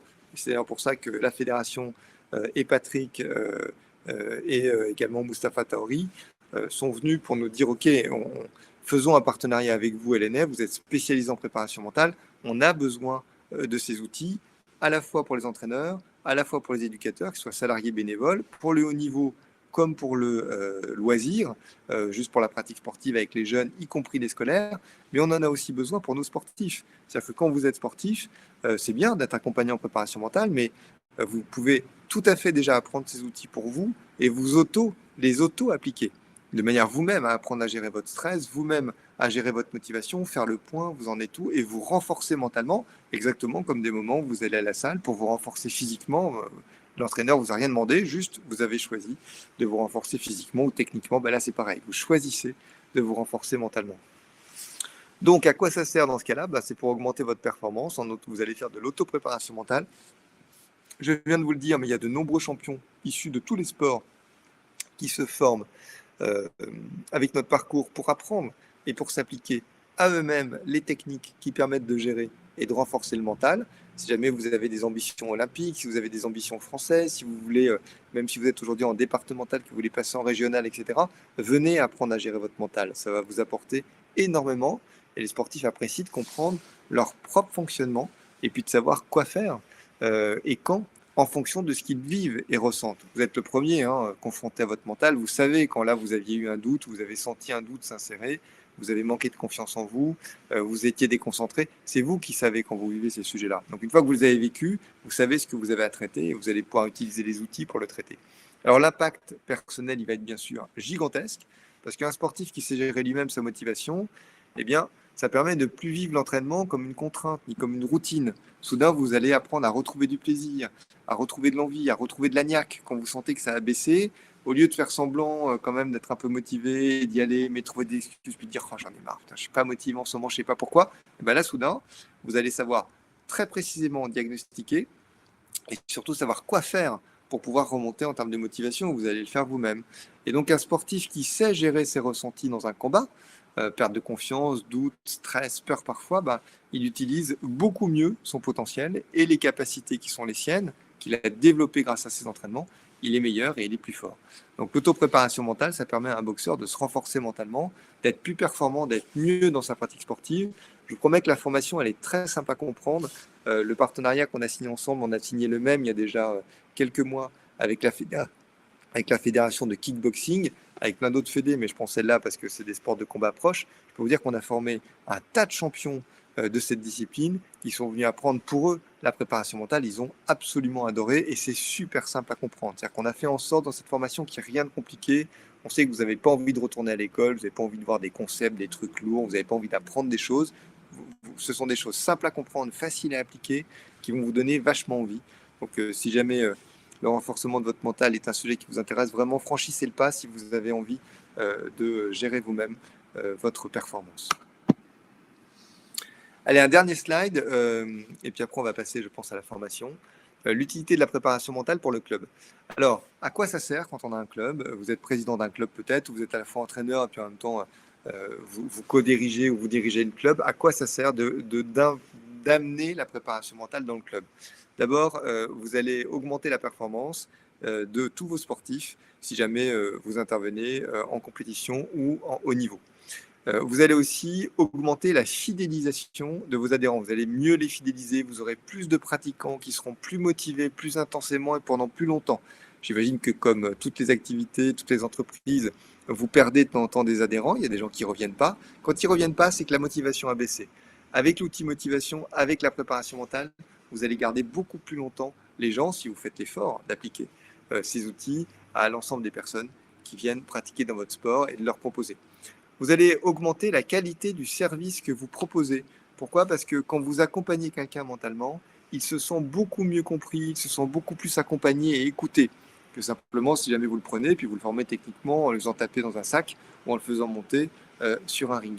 Là, vraiment, vous allez créer une connexion très très forte avec lui. Il y a une très très grande augmentation de l'expérience client, en l'occurrence de l'expérience du sportif dans le club. Et puis surtout, tout ça va pouvoir entraîner une hausse du chiffre d'affaires du club, plus d'adhérents grâce à la fidélisation, à la qualité des services rendus et puis aux nouveaux services que vous allez proposer. Ça, vous allez pouvoir dire, nous on est un club de boxe et de renforcement de mental. parce que notre pratique elle-même déjà renforce la confiance en soi, quand on sait se défendre un peu, quand on sait prendre du recul par rapport à soi, éviter un coup, etc. On a déjà plus confiance en soi, mais en plus, on a des activités, on a des stages, on a des coachings personnalisés pour renforcer le mental. Pourquoi? Parce qu'on a un ou plusieurs entraîneurs. Tout le monde, par exemple, chez nous, c'est certifié en préparation mentale. Donc, on sait renforcer la motivation. On a des techniques de concentration. On va vous apprendre à gérer votre stress, etc. Vraiment, vous êtes un sport, pour ça, très attractif. Et mettre les deux sujets, à la fois, on vous apprend une technique et on vous apprend du physique, mais on vous apprend aussi le mental. Ah, ça, c'est un super couple. Vous allez pouvoir vendre des nouveaux stages et donc des cours particuliers aux jeunes. Et puis, vous allez aussi pouvoir vendre des nouveaux stages et des cours particuliers spécifiques à la fois aux garçons et à la fois aux filles. Vous verrez, ils n'ont pas les mêmes besoins sur le renforcement du mental. Ils ne vous font pas le même type de demande, mais les deux adorent. C'est incroyablement dans l'air du temps. Donc, si jamais vous voulez que votre club se développe, si vous voulez faire plus de chiffre d'affaires, si vous voulez survivre après ce Covid terrible qui empêche l'activité du sport, profitez des semaines que vous avez là. Je vais vous expliquer dans un instant comment se former. Vous allez voir qu'en un temps assez court, vous arrivez à vous former, à vous certifier en préparation mentale. Et après, vous allez pouvoir utiliser tous ces outils dans votre club. Un petit slide que je trouve intéressant qui vous montre un peu où en est la boxe par rapport aux autres sports en préparation mentale. Eh bien, vous représentez 5,1% des entraîneurs et des sportifs qui se forment en préparation mentale. On est l'organisme qui forme le plus de personnes. On a déjà formé 3000 personnes en moins de 2 ans et demi. Donc, c'est nous qui avons une bonne vision du marché. Voilà, donc la boxe, vous voyez, 5,1%. Vous êtes devant le handball qui est à 4,6, devant la gym qui est à 3,9, devant l'athlé qui est à 3,1. Par contre, vous êtes un petit peu derrière le judo, mais très peu, qui est à 5,2, le basket qui est déjà à 5,2, le tennis qui est déjà à 8. Puis alors, vous voyez, je vous l'ai dit, le foot, c'est devenu en ce moment le sport depuis le début de l'année qui se forme le plus. Tous les entraîneurs, tous les sportifs prennent en permanence contact avec nous, là, de manière assez massive. Ils ont compris et ils viennent tous apprendre les outils de la préparation mentale parce que, bien sûr, ça sert énormément. Donc, la boxe, c'est déjà le 5e sport le plus représenté aujourd'hui en France. Dans le volume de formation, il y a déjà beaucoup d'entraîneurs, un certain nombre en tout cas, qui ont déjà commencé à se former et se certifier en préparation mentale. Bon, et vous voyez que tous les entraîneurs de tous les sports s'y mettent. Il n'y a plus d'exclusion. Il y a des sports qui ont encore peu commencé. Le ski est à 0,5, mais tout le monde s'y met. Et ça y est, c'est parti. Ça va être demain, c'est vraiment le 4e pilier du sport et il est incontournable. Souvent, on nous demande qui se forme aujourd'hui en préparation mentale et pourquoi. Je vais aller très vite parce que je pense que vous l'avez compris. On a d'abord les entraîneurs de haut niveau qui se forment pour la performance. Ensuite, on a tous les entraîneurs de club qui se forment pour la performance, quand ils accompagnent des sportifs qui veulent performer, et puis aussi pour la fidélisation, et puis pour augmenter les revenus, donc les revenus de l'entraîneur parce qu'il va donner plus de cours, ou les revenus du club parce qu'il va rendre plus de prestations. Et puis les présidents de club se forment aussi, quand souvent ils sont à la fois présidents, puis qu'ils interviennent dans les cours, etc., pour pouvoir maîtriser et savoir bien mettre en place toute la partie fidélisation des adhérents, et puis l'accueil des différents publics. L'avantage, c'est que quand vous avez par exemple l'outil motivation, eh bien, vous pouvez accueillir à la fois des enfants, le public féminin, le public masculin, en utilisant cet outil et ça fonctionne terriblement bien.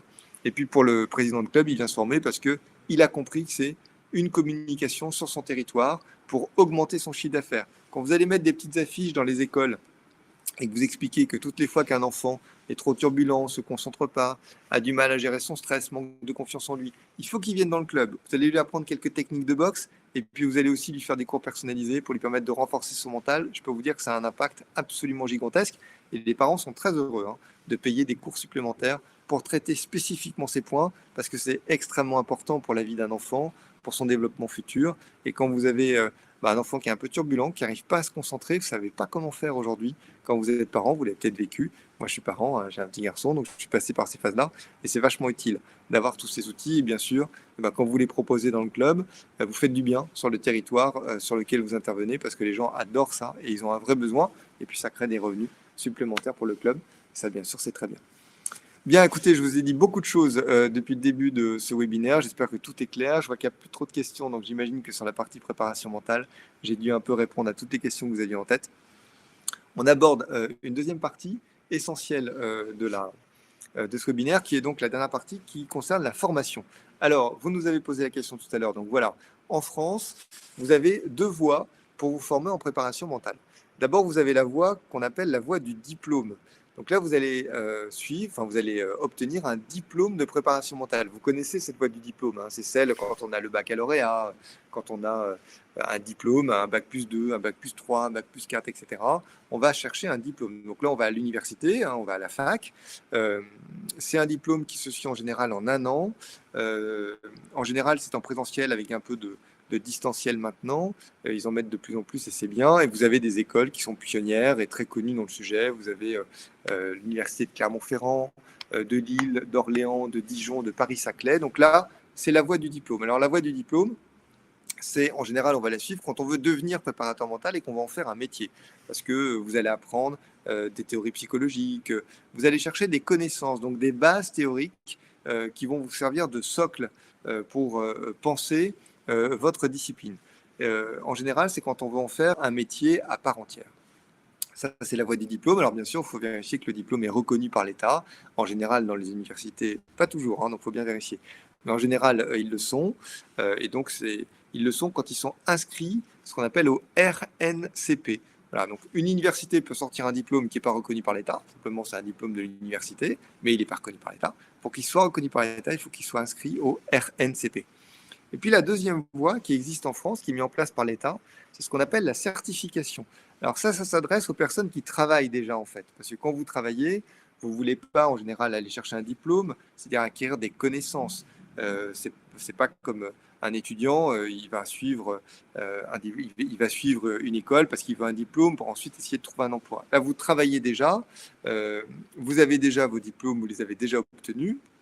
Donc vous êtes en train d'exercer, mais vous voulez monter en compétence, c'est-à-dire vous voulez acquérir des savoir-faire supplémentaires, vous voulez savoir faire plus de choses. C'est pour ça que l'État a créé cette deuxième voie qui s'appelle la voie de la certification. Et il y a un registre particulier qui s'appelle le registre spécifique de la CNCP. Et dans ce registre, vous avez un tas de certifications sur des sujets différents.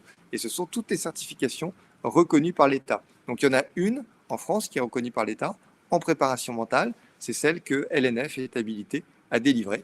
Donc là, vous suivez le parcours de formation de LNF, celui dont on est en train de parler, celui pour lequel la fédération a fait l'effort pour vous faciliter l'accès de signer un partenariat avec LNF. Je vais vous parler de tous ces sujets dans quelques instants. Et donc, vous allez vous former, et puis après, vous allez vous certifier, vous sortirez avec une certification en préparation mentale qui est donc reconnue par l'État parce que notre certification est inscrite au registre spécifique de la CNCP. Bon, voilà, deux voies, j'espère que j'ai été clair et que ça a bien répondu à la question qui nous était posée tout à l'heure. Dites-le moi, si jamais ce n'est pas le cas, on est entre nous, je réponds bien sûr aux questions. Alors, il y en a une d'ailleurs. Maxence, bonjour Maxence. Est-ce que le DU de préparation mentale est ajouté sur la carte professionnelle d'un éducateur sportif? Alors là aussi, non. Donc, il faut bien distinguer.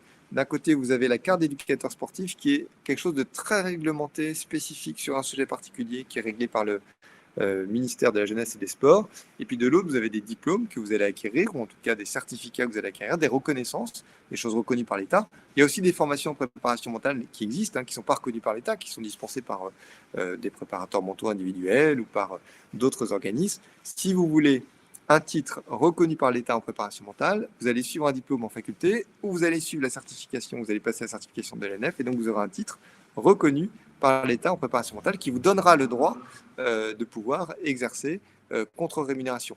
Alors sachez que de toute façon, l'activité de préparation mentale en tant que telle, c'est pas soumis, comme c'est pas géré par le ministère de la Jeunesse et des Sports, c'est pas comme l'éducateur sportif, vous n'êtes pas tenu d'avoir une carte professionnelle pour exercer.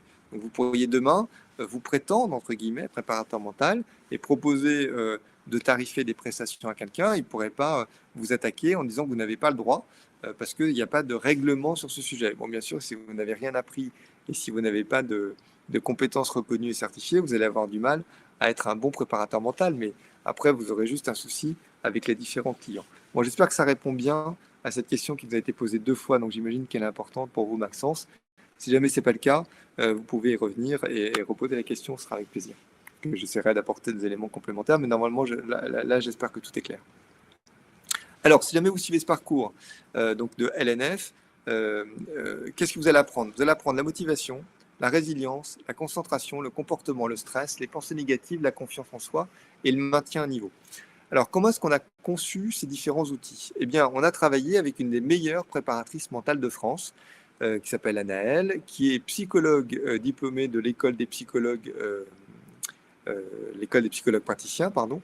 Elle est psychologue également du sport. Elle est préparatrice mentale diplômée. Elle était allée se former au diplôme universitaire de Lille. Et puis, ça fait 15 ans qu'elle accompagne les sportifs de haut niveau et les joueurs olympiques de tout niveau aussi. Et elle est bien sûr à l'INSEP. Alors, qu'est-ce qu'on a demandé? Qu'est-ce qu'on a fait avec Anaëlle? Elle nous a raconté tous les jours tout ce qu'elle faisait avec ses sportifs quand elle les accompagnait en préparation mentale. Alors un tel, il est envoyé par l'entraîneur, il a tel problème, il a un problème de concentration, de motivation, etc. Et donc on a regardé ce qu'elle faisait. On a tout enregistré. Alors chez LNF, on connaît très très bien toutes les théories psychologiques, comportementales, toutes les découvertes qui ont été faites depuis les 50 dernières années. C'est notre grande expertise.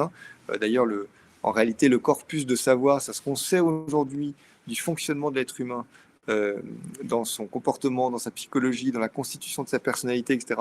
Ça tient vraiment dans un tout petit mouchoir de poche. C'est des très grandes découvertes, mais enfin, c'est quand même pas encore très volumétrique. On pourrait même pas remplir toutes les étagères, tous les rayons d'une bibliothèque complète, si jamais il fallait garder que les ouvrages absolument certains, qui donnaient les découvertes les plus essentielles. C'est vraiment un tout petit corpus, mais on le connaît très très bien. Il est quand même assez complexe, il faut du temps pour le maîtriser et pour voir le lien qu'il y a dans la réalité. C'est des sujets, nous, qui font partie de nos compétences. Et donc, en observant la façon dont Anaëlle accompagnait ces différents sportifs, on a modélisé sa pratique, on a recréé des outils, et puis on a rajouté plein de choses sur ces outils, on a rajouté de la viande autour du squelette, pour avoir des outils qui sont simples à comprendre, faciles à appliquer, qu'on peut appliquer à la fois au haut niveau et à la fois quand on accompagne juste des jeunes, et surtout qu'on a envie d'appliquer parce qu'ils sont simples à comprendre et immédiatement applicables avec des résultats visibles pour tout le monde. Donc ça nous a pris de nombreux mois, parce que c'est pas du tout simple à faire, d'arriver à concevoir des outils qui marchent pour tout le monde, quelle que soit la personne, que tout le monde comprend. Vous avez tous des niveaux très différents. Il y a des gens qui ont passé beaucoup de temps à faire des études et qui aiment bien utiliser leur cerveau. Il y a beaucoup d'autres personnes qui sont des entraîneurs très très forts, mais qui n'aiment pas tellement toute la partie lettres ou apprentissage. Et on a réussi à faire une formation qui convient à tout le monde. Donc on a des très grands entraîneurs qui sont venus se former. Par exemple, la Fédération de tennis est venue former ses 21 entraîneurs nationaux. Donc les meilleurs entraîneurs sont venus apprendre la préparation mentale avec ce parcours. Ils l'ont adoré et ils l'utilisent tous les jours. Et puis on a des très grands champions de tous les sports, je vous en ai parlé tout à l'heure, qui sont venus se former. Et ça marche aussi pour eux. Ils ne sont pas entraîneurs, mais ils sont sportifs. Et puis on a formé plus de 3000 personnes déjà en 2 ans et demi. Et l'essentiel sont des entraîneurs et des éducateurs de clubs, bénévoles ou salariés, qui sont venus chercher un certificat pour accompagner autrement leurs sportifs, pour aussi développer leur activité et générer plus de revenus. Donc on sait que ça marche aujourd'hui avec tous les niveaux. En fait, vous apprenez tous les mêmes outils, vous les comprenez dans l'univers de pratique qui est le vôtre, et ensuite vous arrivez bien à les appliquer avec les sportifs que vous accompagnez. C'est pour ça que cette formation marche si bien. Alors Jean-Luc pose une question. Bonjour Jean-Luc. Anaëlle, quel est son nom? Oui, pardon. Alors c'est Anaëlle Malherbe, ça s'écrit M-A-L-H-E-R-B-E. Voilà, donc c'est Anaëlle Malherbe. Mais on vous dit ça dans la formation, sur notre site internet. Enfin, vous avez plein de toutes ces indications, bien sûr, et puis on vous le redira. Si vous nous appelez pour avoir plus de renseignements, on vous donnera tous les renseignements utiles sur la formation. Alors, si jamais vous formez et que vous obtenez une certification en préparation mentale, qu'est-ce que vous allez savoir? À la fin du parcours, vous saurez traiter un problème de motivation, un problème d'objectif, un problème de résilience et de maintien de l'effort dans l'échec, un problème de confiance en soi, de stress, de concentration, de discours interne et de maintien à niveau pendant la convalescence ou alors pendant le Covid. Si jamais votre sportif ne peut pas pratiquer, comment on fait pour le maintenir à niveau et faire en sorte qu'il retrouve très vite son niveau dès qu'il peut se remettre à pratiquer. Là aussi, il y a des outils qui ont été prouvés, qui sont scientifiquement démontrés, qui marchent très très bien.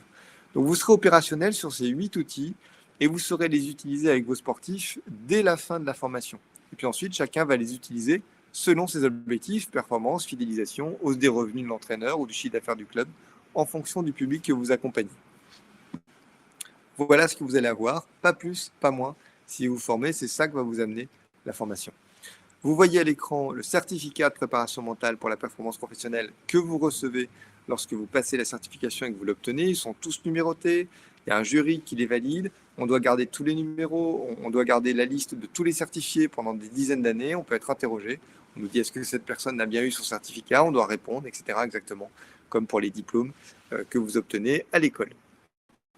Sauf que là, vous venez pas apprendre des connaissances en vous certifiant, vous venez apprendre des techniques. En fait, vous apprenez les 15 ans de pratique d'une personne qui, elle, était surdiplômée, plus accompagne déjà les sportifs, tout ça revu à partir des meilleures théories comportementales et psychologiques qu'on maîtrise bien. C'est ça que vous apprenez très simplement dans la formation. Parce que notre métier, c'est d'amener des compétences qui sont très complexes à acquérir, mais de permettre aux personnes de les acquérir très facilement et sans effort.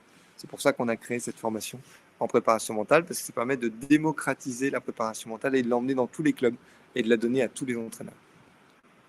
En synthèse, pour que vous puissiez y voir clair sur cette formation et que vous puissiez vérifier est-ce qu'elle est faite pour vous, est-ce qu'elle n'est pas faite pour vous, c'est quoi les grandes caractéristiques. Donc, vous avez compris, elle est certifiante et c'est une certification qui est reconnue, elle est inscrite au registre spécifique de la CNCP et à la fin de la formation, donc vous obtenez un certificat de préparation mentale reconnu par l'État, valable pour tous les sports et sans limite de temps. On a fait en sorte que vous n'ayez pas à le repasser en permanence. La formation est 100% à distance. Ça veut dire que vous la suivez à votre rythme depuis n'importe quel endroit, avec simplement un ordinateur et puis une connexion Internet, et elle est sans horaire imposé. On sait que vous avez déjà des vies très complexes, la famille, le club, tout ce que vous faites. Souvent, parfois, vous êtes aussi bénévole, ce qui fait que vous avez encore moins de temps. Donc là, l'avantage, c'est que c'est une formation, vous la suivez, vous pouvez suivre 10 minutes le mercredi, et puis après un petit peu le jeudi soir, et puis ensuite beaucoup le samedi matin, et puis beaucoup le dimanche soir. Ça vous permet de vous organiser en fonction de vos temps disponibles. Vous n'êtes bien sûr jamais seul, c'est à distance, vous êtes devant votre ordinateur, mais vous êtes accompagné en permanence parce qu'il y a une équipe qui vous répond au téléphone, qui vous suit par mail, par visioconférence, etc. Du lundi au vendredi, alors pas le week-end, mais dès que vous posez une question, vous envoyez un mail, 48 heures après, vous recevez une réponse, etc. C'est très personnalisé comme accompagnement, ça vous permet de poser autant de questions que vous voulez. Donc quand vous ne comprenez pas quelque chose, vous avez vraiment les réponses à chaque fois et il n'y a pas de limite. Alors que souvent, quand on est en présentiel, on ne peut pas sans arrêt arrêter la personne pour dire j'ai pas compris. Là, c'est simple. Ça marche comme une vidéo. Donc, vous arrêtez la formation quand vous le souhaitez. Vous la reprenez. Vous pouvez revenir en arrière, suivre une partie, etc. La formation est prise en charge jusqu'à 100% pour quasiment tout le monde. Alors, on vous expliquera en détail le fonctionnement. Le partenariat qu'on a signé avec la fédération aide et facilite encore plus la prise en charge complète.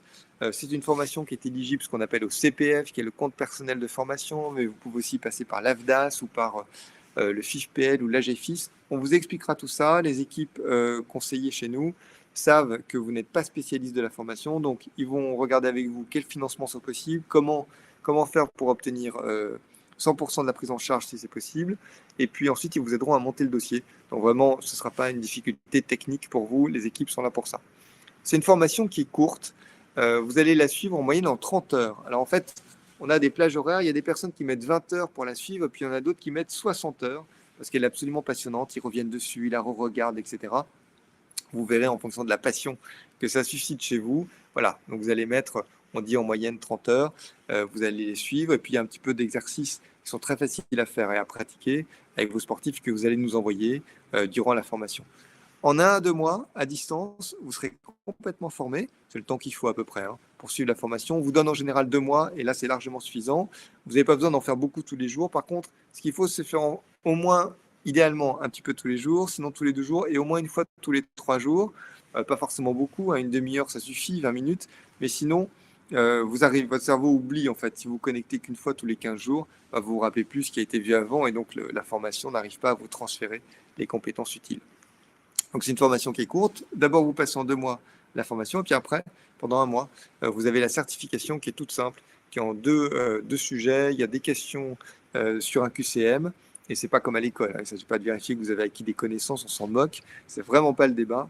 Le but, c'est de bien vérifier que vous avez compris comment les outils s'appliquent. Bon, vous verrez, on a 85 à 95% de réussite du premier coup à la certification, tous sports confondus. Donc, c'est vraiment très bien fait, vous êtes bien formés.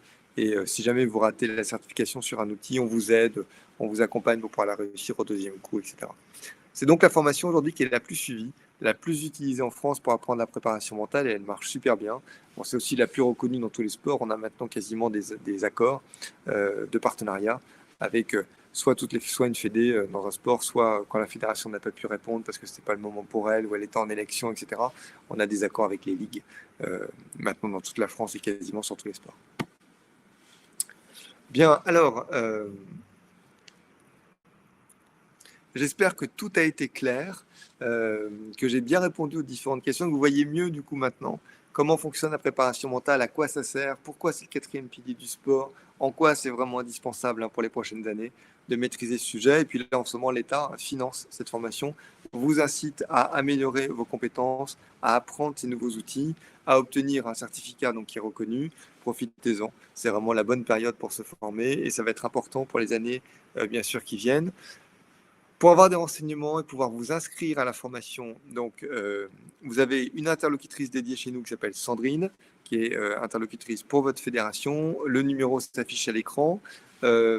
Si jamais vous l'appelez directement, pensez bien à lui donner votre code FFBox, qui est donc FFBox-93. C'est important parce qu'il y a des avantages particuliers quand vous venez de la part de la fédération pour faciliter la prise en charge. Le mieux, c'est de vous inscrire par le lien qui vous a déjà été envoyé par mail par la fédération et vous allez le recevoir de manière automatique après ce webinaire. Donc là, c'est tout simple. Vous cliquez sur le lien, vous allez remplir nom, prénom, téléphone si vous êtes intéressé et vous voulez plus de renseignements. Comme ça, les équipes vont pouvoir vous rappeler, vous proposer un moment précis de rendez-vous. Ça va vous éviter de vous courir après en vous laissant des messages sur les SMS, enfin sur les messageries. Donc là, c'est tout simple. Vous donnez vos coordonnées, vous dites, vous cliquez, je suis intéressé, rappelez-moi. Et comme ça, les équipes chez nous vont se mettre en ordre pour bien vous rappeler, puis vous renseigner, vous expliquer vous donner toutes les informations que vous n'avez pas encore eues peut-être dans ce webinaire. Et puis si vous voulez aussi vous-même chercher un peu plus de renseignements sur le sujet et sur cette formation, vous pouvez aussi consulter www.prépa.lesnouvelleformations.com. Bien, alors écoutez, merci. Je regarde si jamais j'ai pas raté de questions importantes. Non, c'est bon, normalement j'ai tout suivi. J'espère que tout a été clair, que je vous ai permis de bien identifier toute l'importance de la préparation mentale et que ça vous a correctement renseigné. Je pense aussi à tous ceux qui vont être en replay parce que vous êtes nombreux à vous être inscrits au webinaire. On était ravis de vous accueillir. On sait que l'heure, c'est pas forcément la plus facile. C'est toujours dur de trouver une heure qui convient à tout le monde, mais maintenant c'est magique. Il y a le replay, donc tous ceux qui étaient inscrits vont aussi recevoir le replay. Merci à ceux qui disent au revoir et merci pour le webinaire. Merci d'avoir été avec nous. On est très content de vous accueillir. On va sans doute être ensemble longtemps parce que le but là, c'est vraiment que ça y est, la boxe intègre la préparation mentale à tous ses niveaux. Bien sûr, dans le haut niveau, dans le technique, tous les staffs. Vous avez par exemple beaucoup de champions qui nous racontent ce qu'ils vivent au moment des Jeux Olympiques ou au moment des compétitions. Et en fait, le staff qui n'a pas été formé à la préparation mentale leur tue le mental. Ils vont les voir juste avant le combat en disant bon, on compte sur toi parce qu'il n'y a pas de médaille, mais là, maintenant, tout est sur tes épaules. Bon, faut vraiment bannir toutes ces techniques. Donc, tout le staff qui s'occupe du sport et des sportifs de haut niveau devrait suivre obligatoirement une formation comme celle-là. C'est 20 heures, mais ça va vraiment vous expliquer comment marche le mental d'un sportif et tout ce qu'il faut respecter pour que ça se passe bien. Et puis, bien sûr, dans les clubs, allez-y, formez-vous.